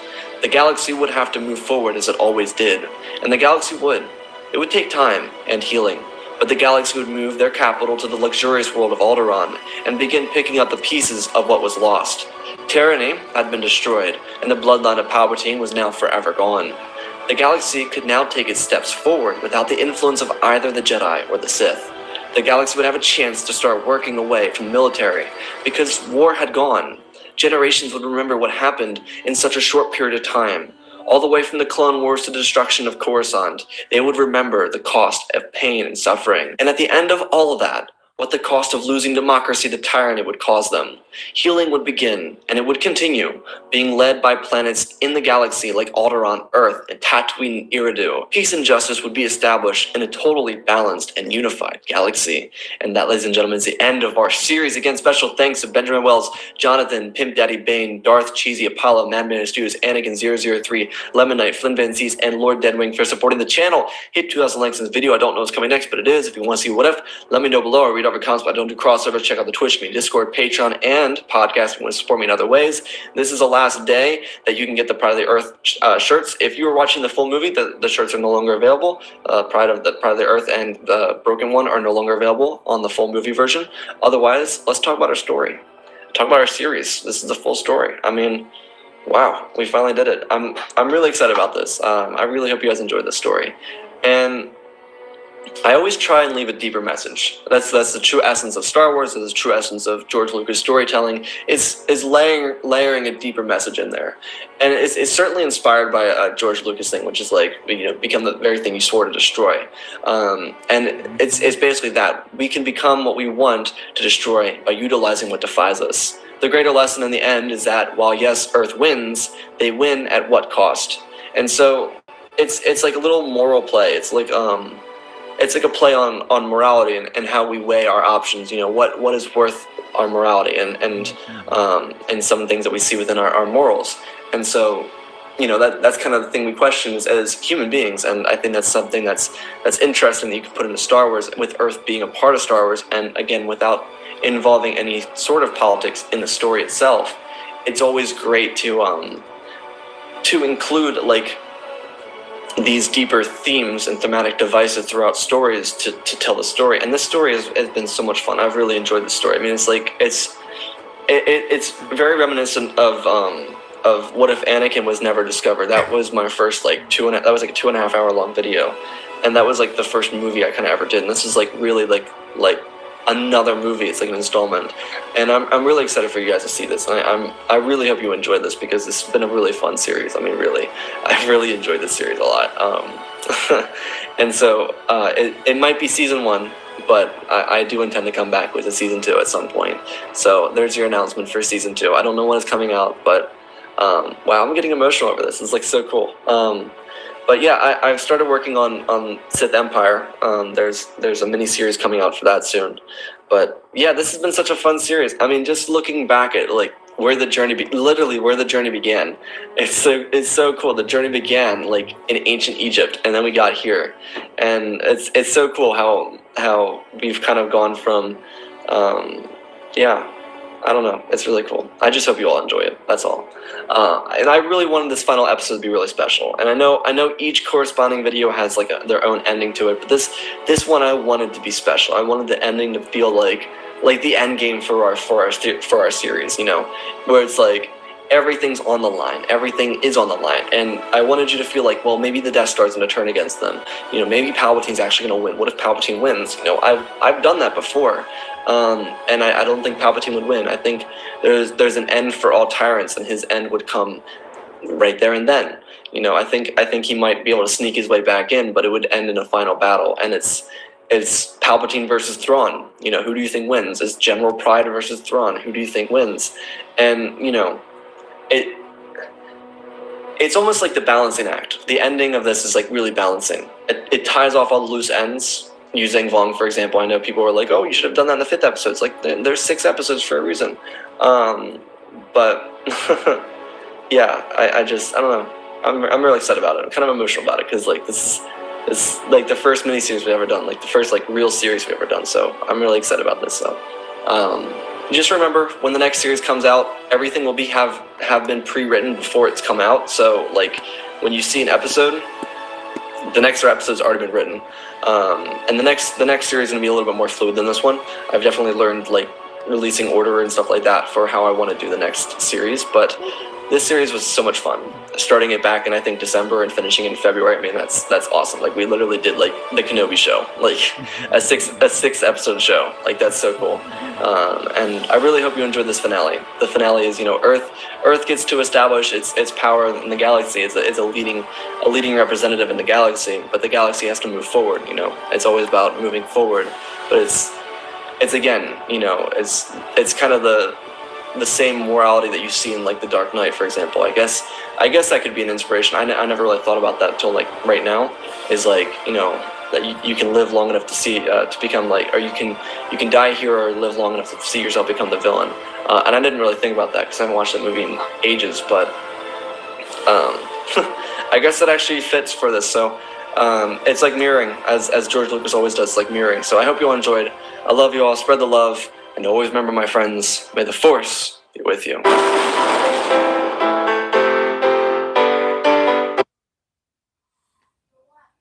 All right.